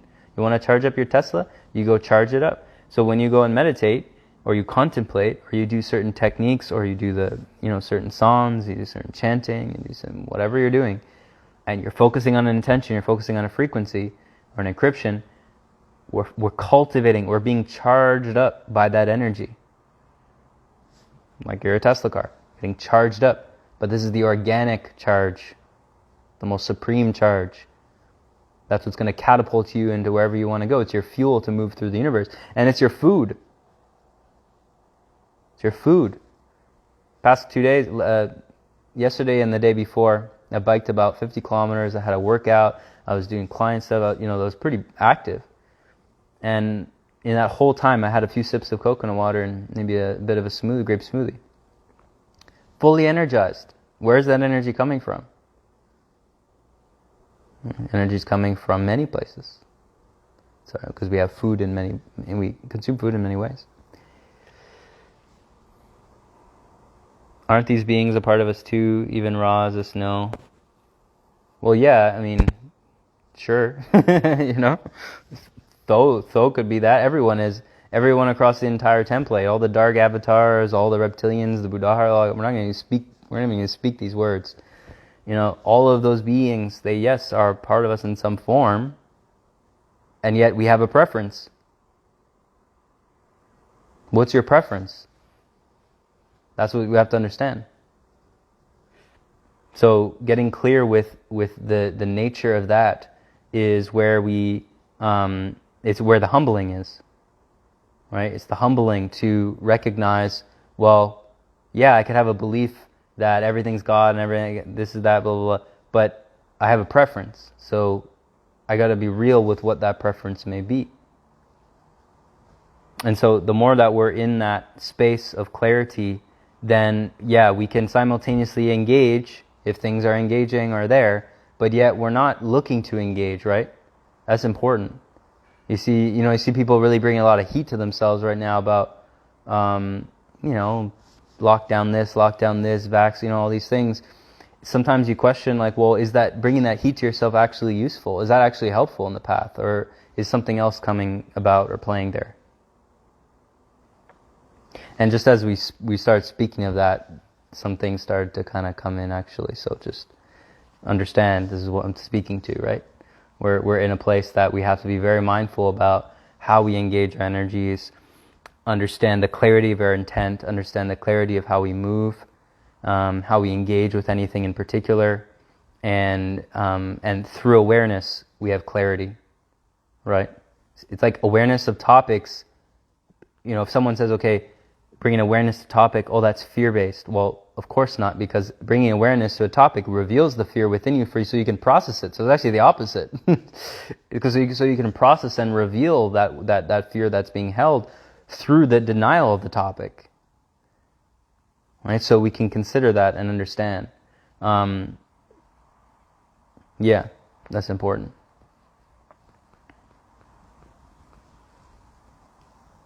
Discernment, 100%, bro. Can you speak to energy exchange and offerings? Sorry, I'm trying to wave at everyone. I like waving. Speak to energy exchange and offerings. Well, there's many dimensions to that. It's like Ramana Maharshi's great quote. As you are, so is the world. Lao Tzu's quote.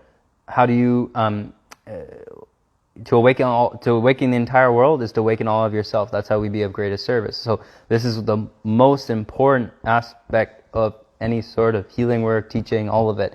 Firstly, without the real foundational realization or knowing in self, there will not be clarity in the many layers of the healing work or whatever, because that connection to source has to be fostered first. It's very important. It's so important. I remember a stage in my process where I was very clear that I wasn't where I thought I was. I stopped teaching altogether. It was in 2016. And I went through multiple phases until I felt like I really stabilized, you know. I've been teaching, I've been expressing all that stuff for like 10 years, and I'm still such a small fish in this pond, and in regards to like followers or reach or whatever, you know. And I'm actually so grateful. It was the biggest blessing. It's the biggest blessing.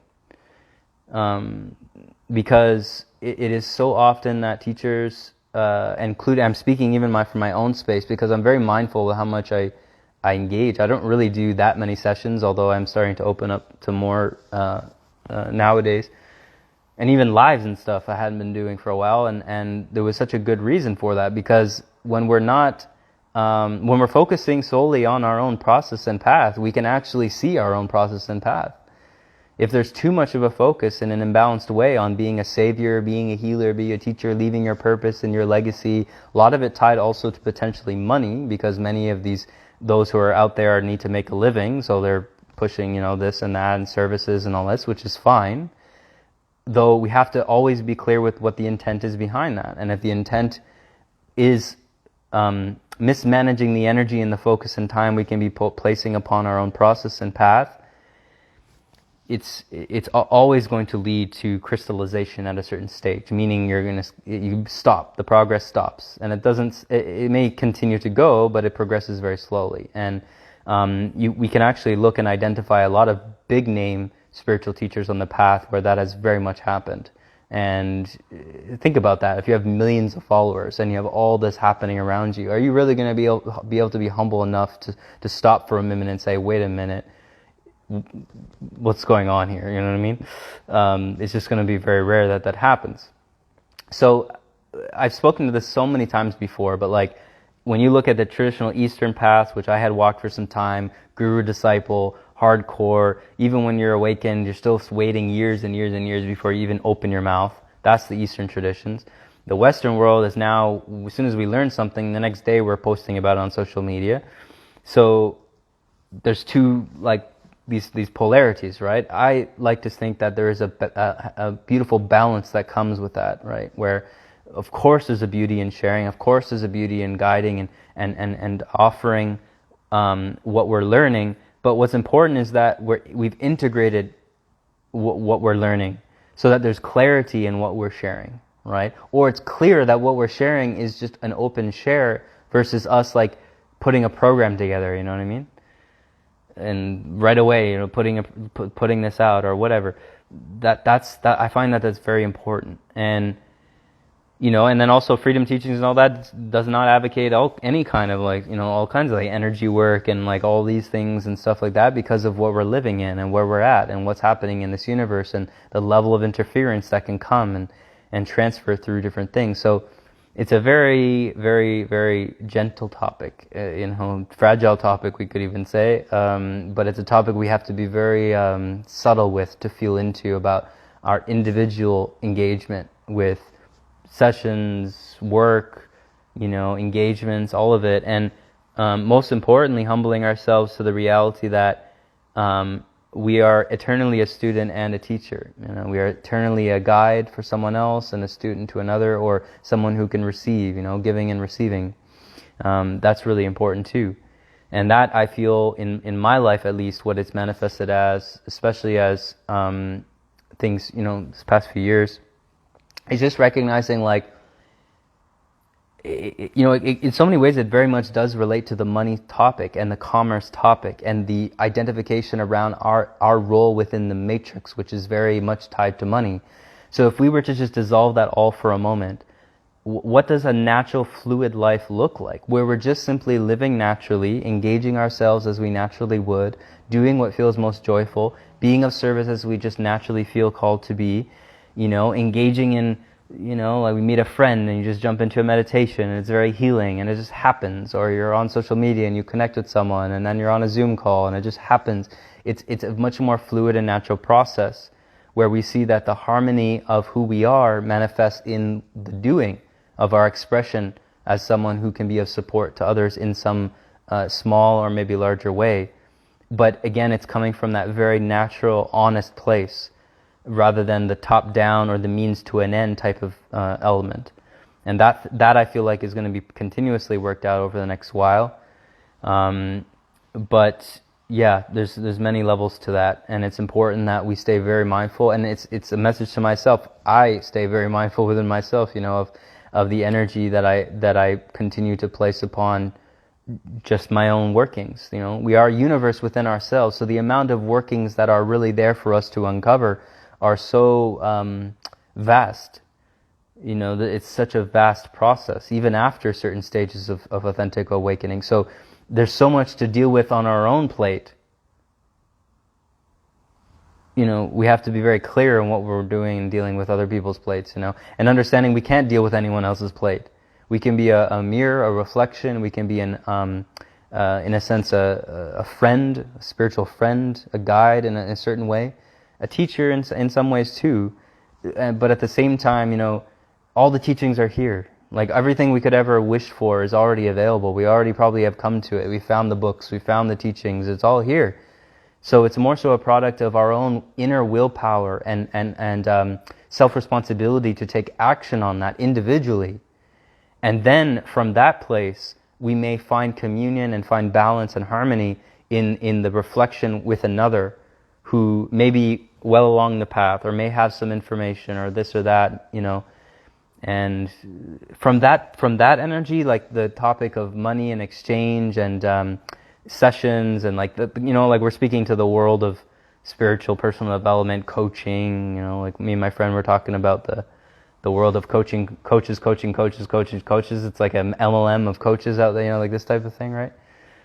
Which I actually see both sides. You see on one side it can be kind of iffy, but on another side it's just a product of the tree of awakening. Everyone's just passing down knowledge, so it does make sense.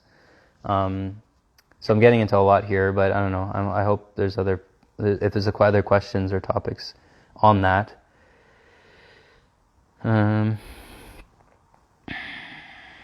I'm just going back to read. I'm missing a lot of comments here. But thank you for the comments. Keep them coming. Awareness is shining the light on the fear instead of hiding the shadows and refusing to look at it. That's a very good way of putting it. Everyone is you pushed out, as in your reflection or like a hologram. Yeah, I think I understand what you're saying. Kareen and I were talking about that though, on how your IG account is so underrated with all the gems on there, deserves so much more attention. It would come in due time. Oh, thank you. Well, I've certainly seen a faster growth these days, especially when I splice in. Well, it's because I'm really understanding the Instagram algorithm now. I'm posting things that get the shares. But if you just post about peace and love all day, I don't know. It's an interesting dynamic. It's a funny thing. But I appreciate that deeply. But like I said, I've been so grateful to not be at I have friends that I've seen grow to like insane amounts. So that started the same place I did. And I certainly went through periods at the time where I was so attached to the identity of being a teacher, being this. So you go through the comparison, like we're talking about, the comparison, the criticism, all the things. But when you're really actually authentically awakened, none of that shit matters, because you realize, first of all the things that come with having all those followers. I have only the amount that I have, and I'm sometimes like needing breaks. Oh, it's hilarious. So it's just so funny to think about that. But that's the thing. Those who are going to see the teaching will see the teaching. That's it. In general, almost never applies, but do you have any general practical recommendations to cellular DNA reactivation? Essentially we're all going through that.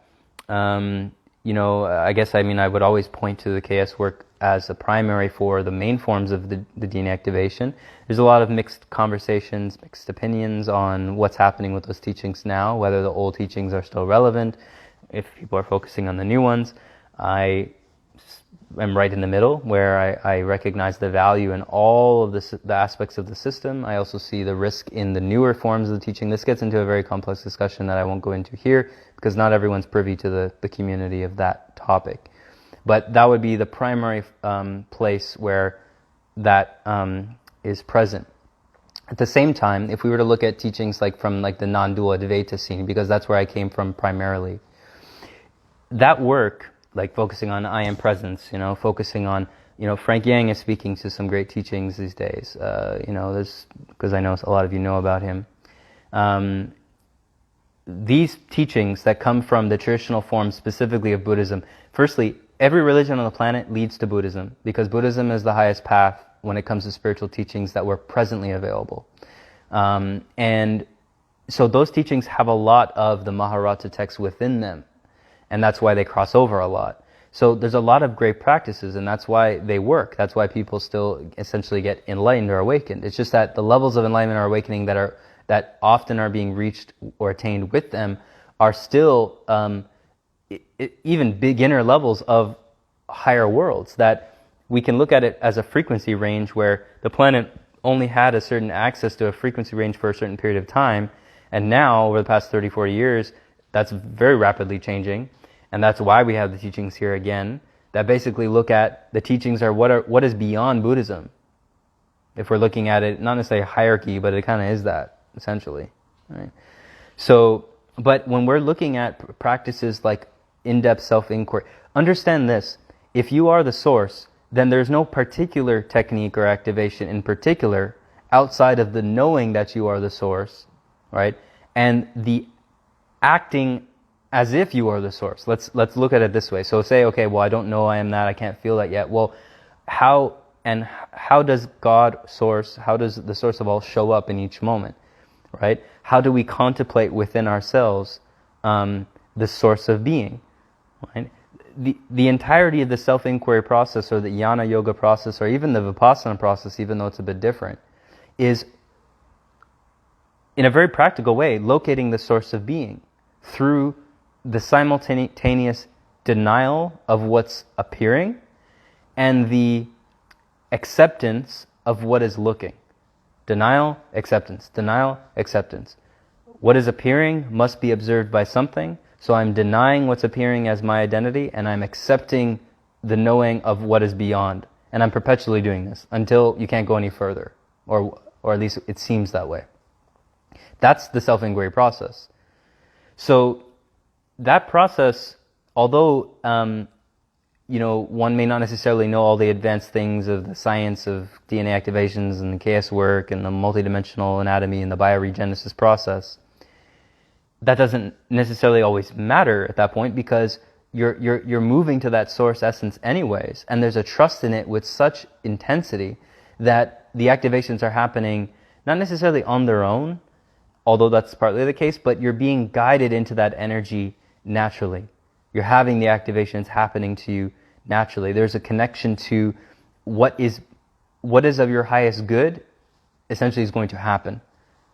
And it's going to happen by way of you coming into a teaching, yes, or finding a book, or finding something, or meeting someone, and all the same, it arising, from within you. See, so I know I'm losing some people there because we're getting into some really advanced shit here, but it's not advanced at the same time. I feel like I could teach this to a newbie, to be honest.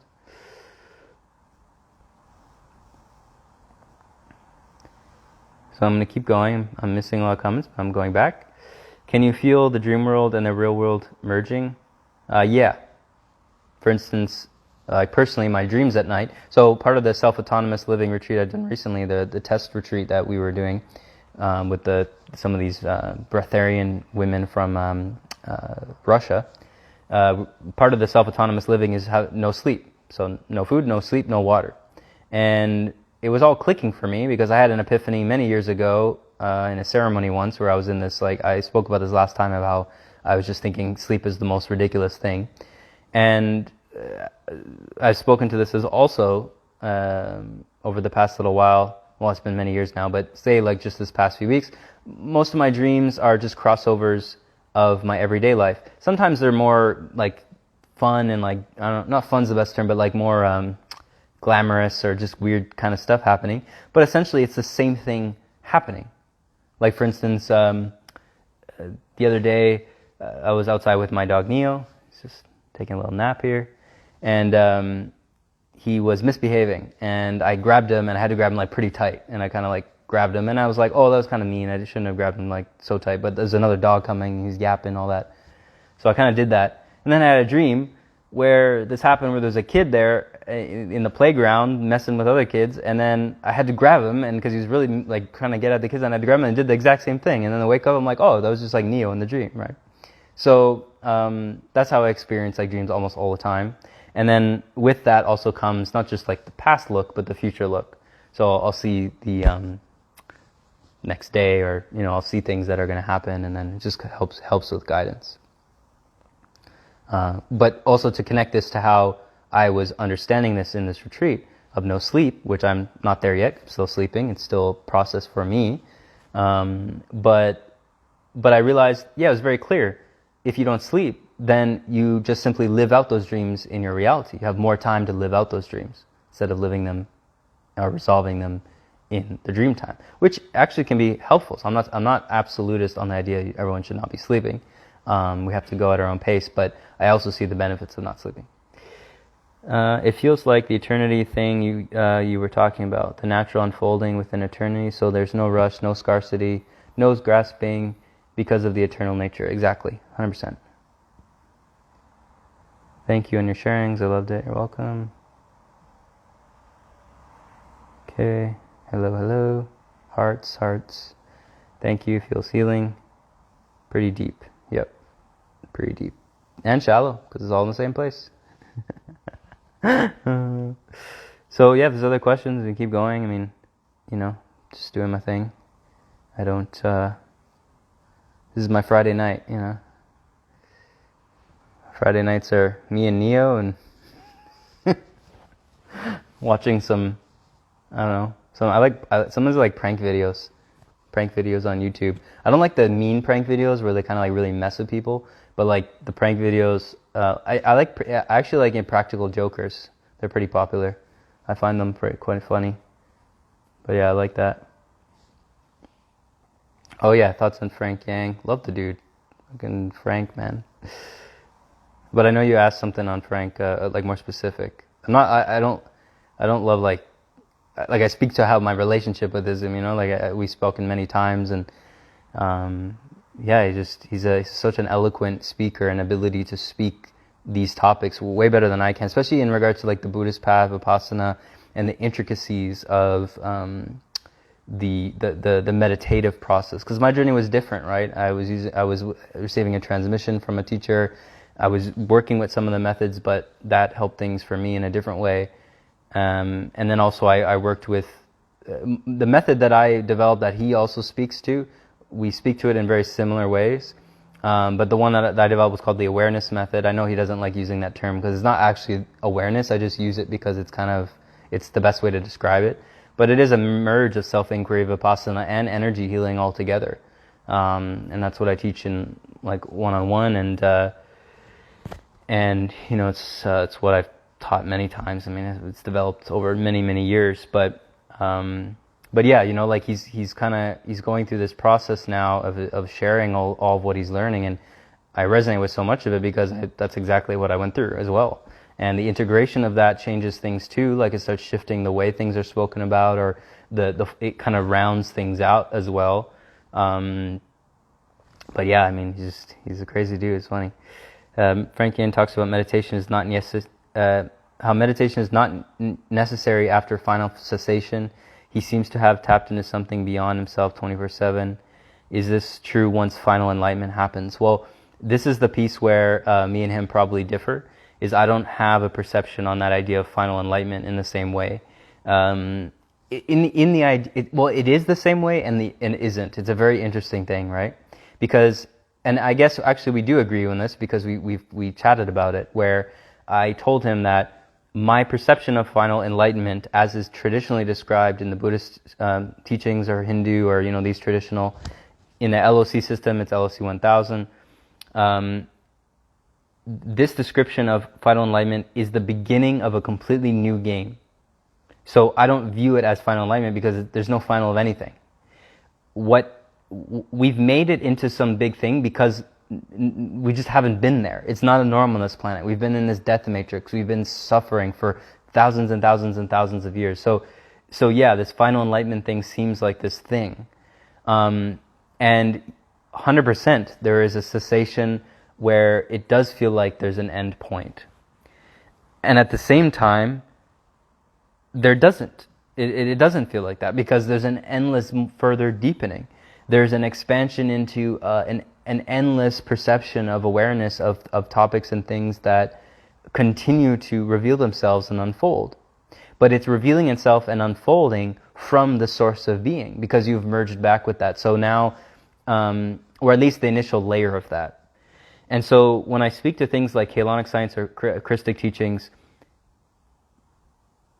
there's pretty much, I'd say, nobody within the mainstream world of like enlightenment, like all the popular names you can think of, that even for the most part know about Kaylonic science freedom teachings, let alone talk about it. To me, that's a mind-blowing conversation. Like that to me is so interesting, because it's almost puts me, like, it makes me speechless almost, because it's like, I was actually speaking to this to my friend Ali the other day about this. Not only is it so rare still for those to actually reach the levels we're speaking about in regards to awakening. Again, even looking at a lot of the popular teachers, although there's a bunch that are, but whatever. It's even more rare. It's like microscopically rare to even look, for someone to even consider and look at what we're speaking to when it comes to original Law of One teachings. So that like pops a whole new can of worms, right? And it doesn't invalidate at all authentic beings who have come to authentic levels of, say, what people have defined as absolute awakening or final enlightenment or all that. But let me put it this way, and I've already spoken to this. Buddha is back on the planet, right? Bodhidharma, back on the planet. Jesus, back on the planet. All these beings that in those traditions, when we speak about absolute enlightenment, like these beings are never coming back, they're done, they're good forever. Why would they be back if that's the case? If what we've defined as the final, the end, where this end point, where that's just it would be ignorant to say that. So I completely understand why it's said that way. I would actually even simultaneously agree with it. And at the same time, like I said, there's an entry into a completely new game. So I look at it a bit differently in that regard, and at the same time, it's like both simultaneously are true. And that's where the mind, it's like the mind can't go there, right? It's hard to even conceptualize that, but it's the quantum reality. It's where there's a 0 point. It's the same thing as looking at, even if we look at the Buddhist enlightened ones, they all ended up doing many different things after enlightenment. Some of them activated certain light bodies, other ones didn't. Some of them believed that you had to go and do this, other ones didn't. Some believed that you could just leave the body, other ones thought you had to go do and leave with rainbow body. It was infinitely different. So we're getting into like, this is just very high level advanced stuff, but it's very relevant, I feel, because in my path, it continued to really humble me back down. And the humbling only happens when you actually come into it too. So I can speak about all I want, but it won't matter too much. But maybe through me speaking about it, there's a frequency that's felt too about what I'm speaking to. All right. So, but I mean, so like I said, I completely understand what you're saying and what he's saying and what is described there. And at the same time, and I would actually say, and I believe from what I've talked about with him, is that he completely agrees that now it's a completely new game. There's endless more levels that may be uncovered. It's just that everything that we thought we knew about where we're headed and who we are and all that has come to rest to a certain degree, and new can of worms opens. So let me go and see how many can of worms I've just opened in the comments, if anything.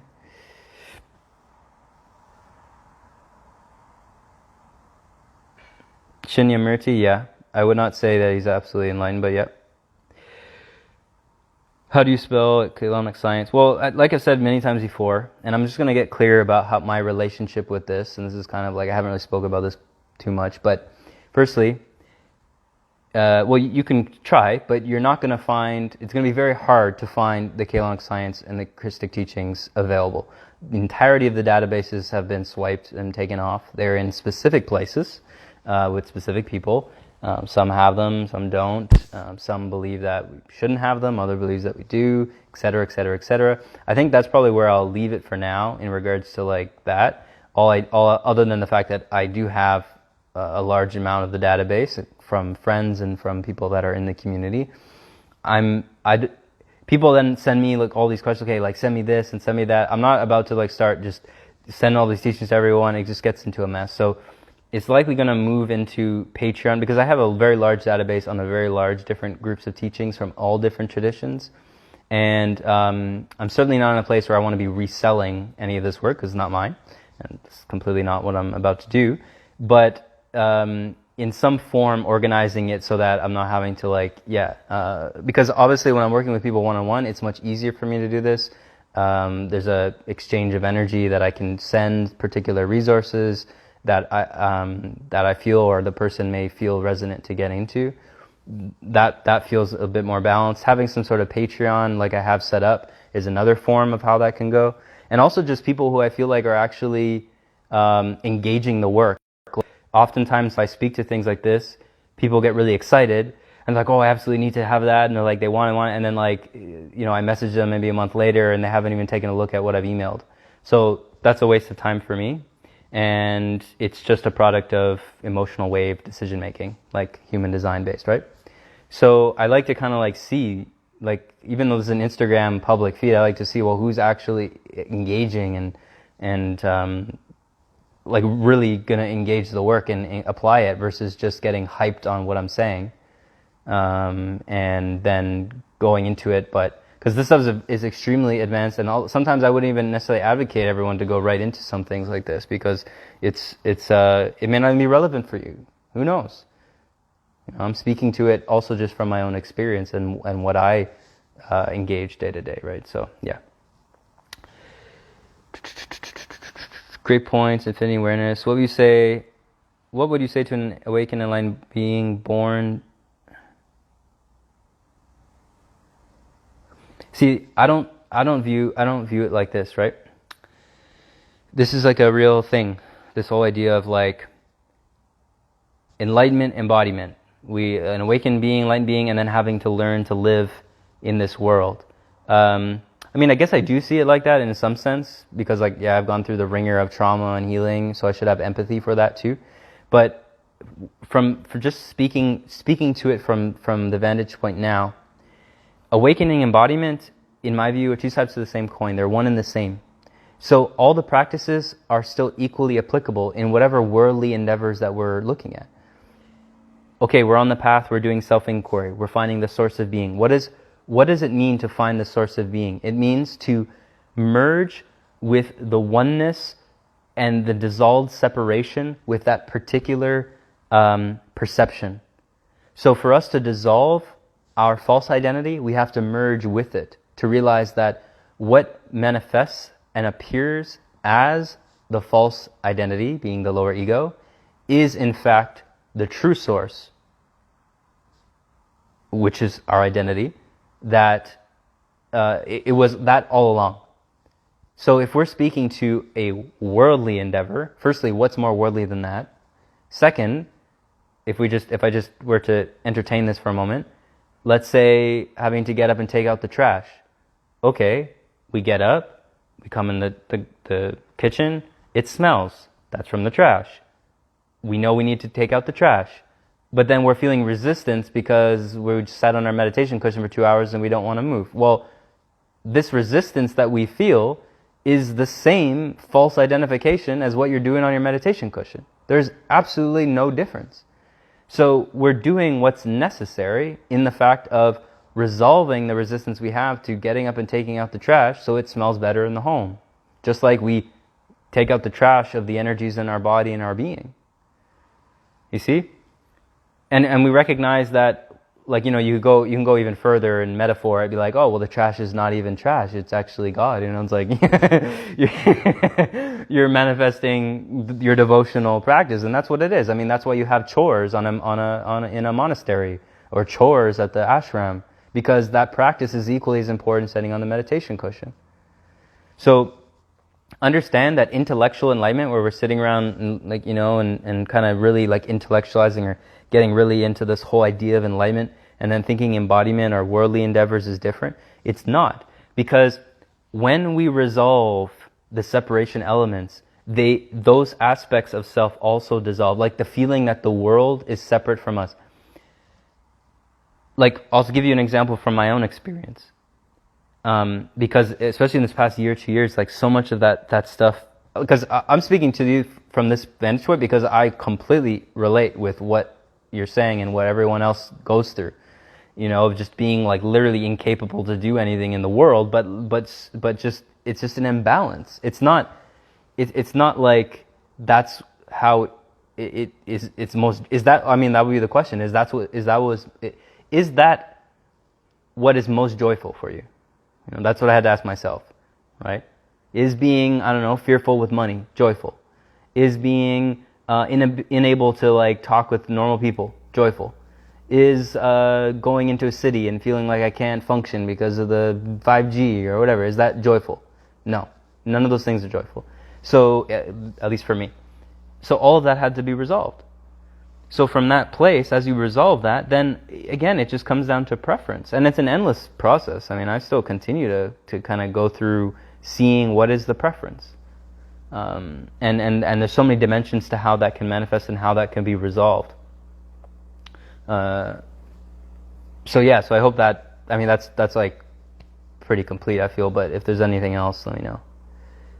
Oh, I was already answering it. Sorry. Okay. This is so advanced. I'm like, is it? Well, there you go. So you're ready. Not to brag, but sincerely. One sec.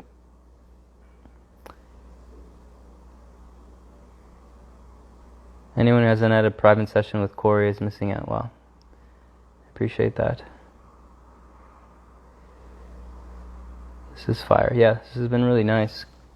A lot of really juicy topics. So, again, after when we're done this, maybe share it, tag me when you share it in your stories. Comment with some friends or whatever, or do whatever you want, I mean, obviously, but it's just nice to share this because these lives are tricky, right? We go through so much juicy stuff, but then they're long, people don't want to watch them, so timestamps are obviously nice. So I thank everyone, Annie and Barbara, who have done that before. It's very helpful. So many timestamps, of course, just rambling on all kinds of shit, but you kept it going, a lot of good questions. If there's more questions, I mean, yeah, we can get into it. How long have we been going? I don't even know. 2 hours? It's not too bad, actually. 3. 3 on those. Who else is here? I guess I can see some. Yeah, I can see. Nice. So, yeah.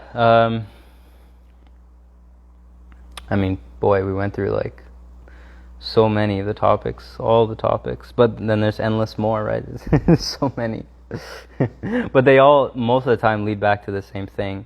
That's why I don't want to do these, like, I don't do them too often, because it really just comes back to going to do your practice. Like, do your practice, stay focused on that, get acquainted with the technologies that can expedite the practice, which I speak about, which I deliver, and I'm delivering now, because we can all feel it, and we're all in it, co-creating it, so it's there. Yeah.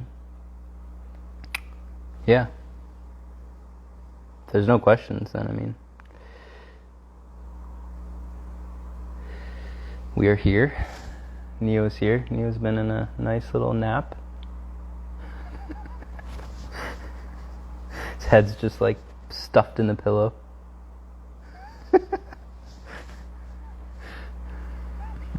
He actually loves pillows. I don't know if anyone else has a dog. Like, I don't know if your dog loves pillows, but he just loves pillows. He always likes having like a pillow to rest his head on, or a blanket that's like scrunched up. I don't know, maybe it's a normal thing, but I'm not sure. But yeah, I guess That's that. May I ask about the Emerald Covenant or Emerald Order? Yeah, what do you want to know? I mean, you could just go read some of the books will do way better justice than me, but some of the short texts. I mean, I know the LOC of Gurus. Yeah, I know them through my old teacher Ramaji. He has a book actually that has some of those calibrations. I mean, you take it for what it's worth, but when you have to. I mean, I had a lot of experience with David Hawkins' work, and then I had a lot of experience with Ramaji's work, and I actually see some validity on both sides on some level. So there can be inaccuracies with even with what I'm perceiving on some level on some of them, but I don't know. I have a pretty clear view on that, and it was a journey for me because I went through so many different teachers. I learned from so many.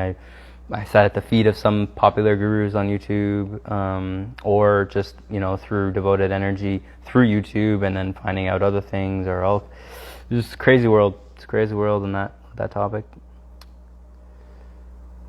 My dog always sleeps with a pillow. There you go. Oh, that's great. Good news then. The frequency is just very healing, and you carry it. And I wondered what it is, more about it, or how to align. I mean, you align with it by just doing the work with those teachings. I mean, I'm just a humble messenger and practitioner of that work. But yeah, I mean, naturally, if you're going to come in contact with someone who has certain energies activated, that will probably activate them with you in some degree. But the work has to be done with those technologies as well, right? But essentially, the Emerald Covenant was the original agreement by the founder races, which are called the Brennau.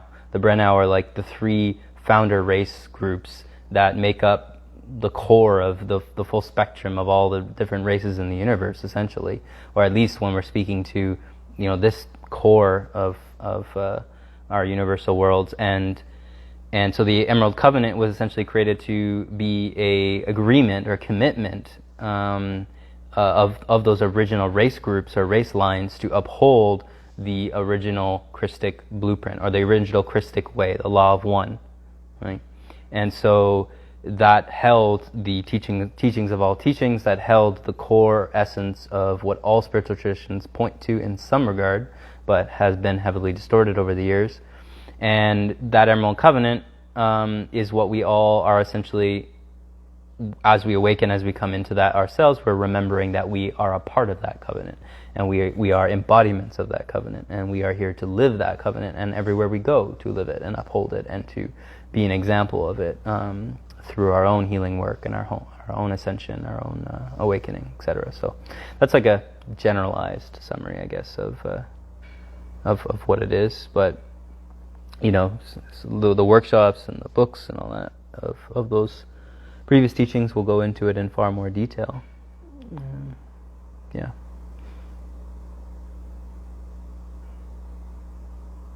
Also, too, I'll speak on the LOC thing. There are other people doing other types of calibrations out there that I've seen that I wouldn't say are that accurate, to be honest. I think some aspects of it are accurate, some aren't. So it's a really tricky world, and it's a very triggering topic for a lot of people, actually. It's so funny, actually, when I first brought this topic up in 2017, like having quantifiable numbers for consciousness, the most resistance I get actually with a lot of some of these more advanced topics are generally from the more advanced, I wouldn't say advanced, but experienced spiritual speakers, like the ones who've been in it, really in it for a long time. Because most of those people, they have all their ideas already about everything, all these spiritual ideas, and I was the same back then. I had all these ideas, thinking I'm this and that.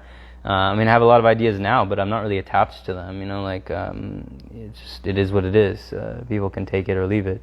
But yeah, it's so funny, like, the people I've seen progress generally the fastest are the people that sometimes are actually quite beginner, they don't have too many ideas about things, they haven't read every fucking spiritual book and have all these, concepts. It's not that can't be helpful, but if you were like me, who had so many damn concepts in the mind, Gemini style, just like all these ideas, knows every spiritual teacher, all this, that can be a deterrent on the path, because it's just the mind is so strong. It's getting in the way of experiencing reality just as it is.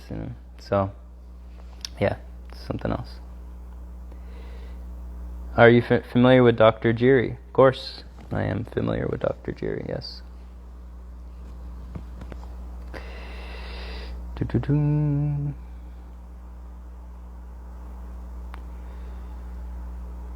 Just sorry, I was going back and scrolling if there's anything else going on. If I miss anything. I don't think so. I've been catching up with my comments here.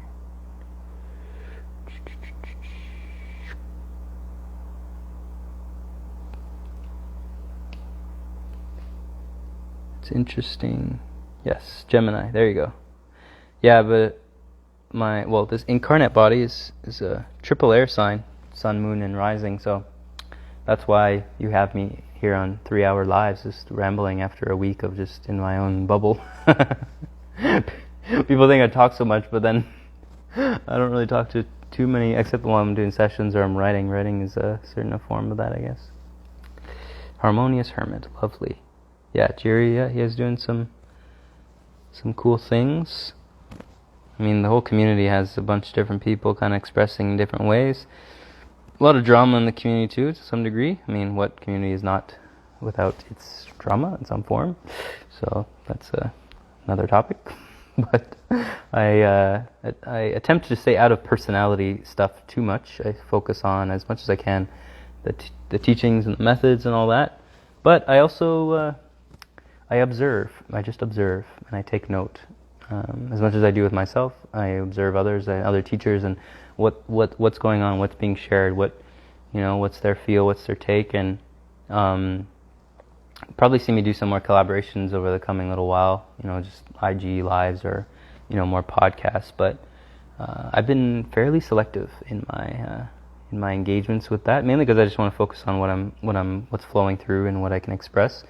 But yeah, also it's all a level of discernment, and I find sometimes when you get to a place where you can't unknow what you know, it's it's not a curse. It's a blessing and a curse in so many ways, and it's a beautiful thing because it rests you in a place where we're learning to be alone within ourselves as much as we are engaging within this global community, of so many doing all their things, just to find balance.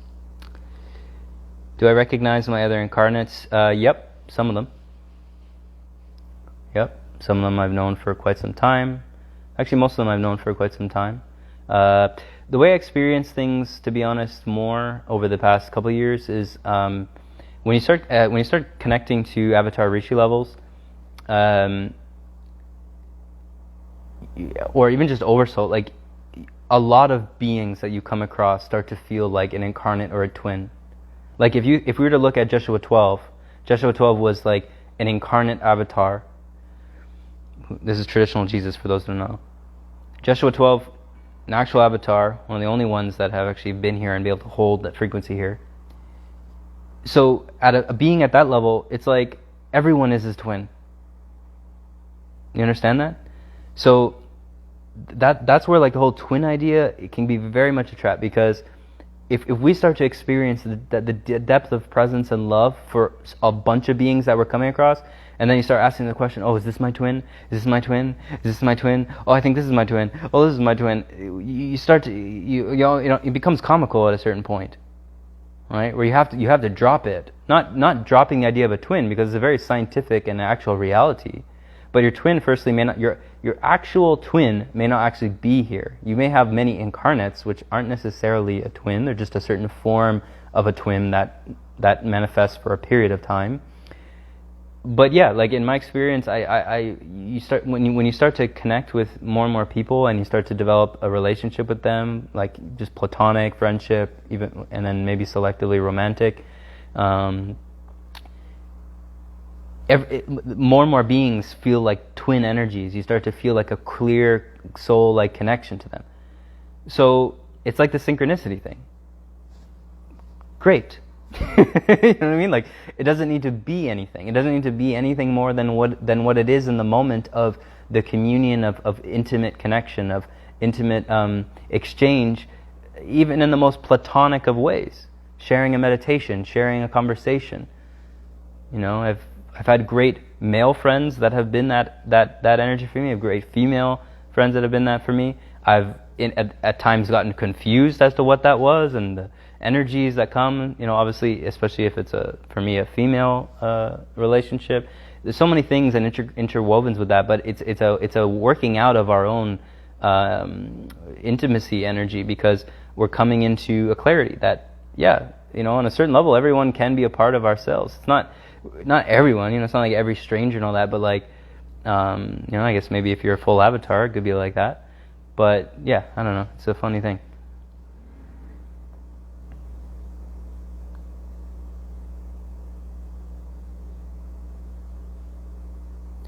Just wondering if you know of occurrences of healing and resolution on the 3D level through naturally occurring dreams. Yeah, I mean, in so many, like for me, I mean, I've had so many experiences that I've had healing experiences in dreams, emotional circumstances, resolutions in relationships, clear perceptions on certain topics. You know, even if someone were to look at like a nightmare, part of that nightmare is actually healing, because you don't have maybe the unconscious responses in the same way. I mean, partly sometimes you do, but all of that arising is actually it kind of detoxing essentially from the body, right? It's rising up, it's releasing itself. So I've had so many experiences like that, and they just kind of like continuously happen, and I think that's a beautiful thing, right? And then as that starts to balance out, then it just happens all the time, you know. I guess it's all kind of a dream, you know, some way. But yeah, I don't know if there's any other specific. I'm back. Is the purpose of twins to demonstrate the mirror of everything back? Like on the surface level, yes.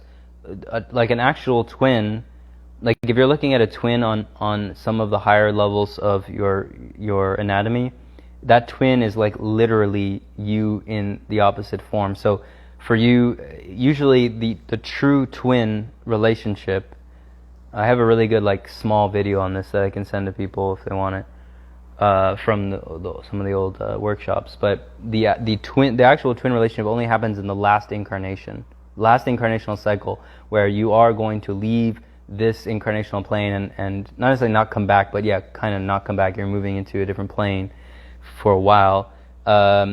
You're coming in together usually so that you can blend your fields, blend your coding and your energy, and complete that ascension process together, where you're literally blending almost like into one. So it's a very advanced level, and it's only in the last incarnational cycle usually for that.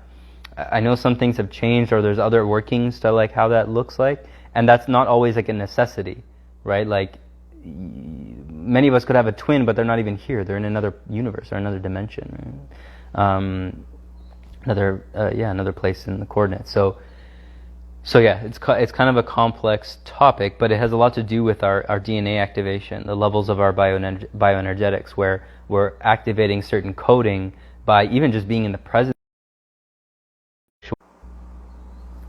Okay, I'm back. I don't know where I left off, but what I was saying was, yeah, it's really just a coding thing. Like you each are going to hold essentially a certain level of coding to activate. I believe it's called the Han-i etile state, which is similar to the Anon etile state, which is the individual way of going about it. So it's just getting into different levels of frequency and how we're running frequency, and in those types of relationships, especially through sacred sex workings, which a lot of times doesn't even necessarily require physical intercourse. You know, a lot of the higher angelic conversations on sex is very little about the intercourse aspect, although that can still be very helpful and very loving, especially when it's done, in my view, in a non-orgasmic fashion, or not focused on orgasm. And yeah, those sacred sex teachings actually were what we would call the Kama Sutta teachings. Kama Sutra is what gave rise to the Karma Sutra teachings in the yogic texts, but it holds maybe like 5% of what those original teachings were pointing to. Right? It wasn't really all about positions and all that. That was just, yeah. So yeah. But I know in my experience, it's interesting. Probably leave it at that actually. Vipassana, I had so many nightmares, but a lot of things coming up there.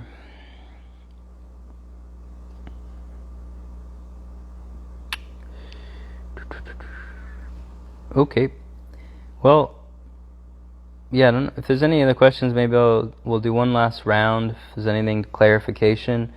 Like I said, a lot of these resources, I feel like I'll start I'll start at what they're already organized, but I feel I'm gonna the Patreon. I have people on Patreon already, but those who want to access just the resources, you can go check that. I think would be the most easiest way, other than those who I'm connecting with one-on-one, is there. But if you have other specific questions, of course I'm always answering stuff. And we'll probably do another live soon at some point. This was kind of impromptu, but I'm happy.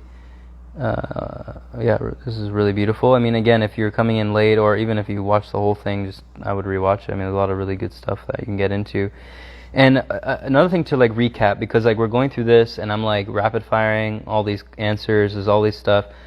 Obviously, it's feeling into the energy of what we're speaking to, and really embodying the way from here, in the sense, what can you take, or what can you explore from what we've explored,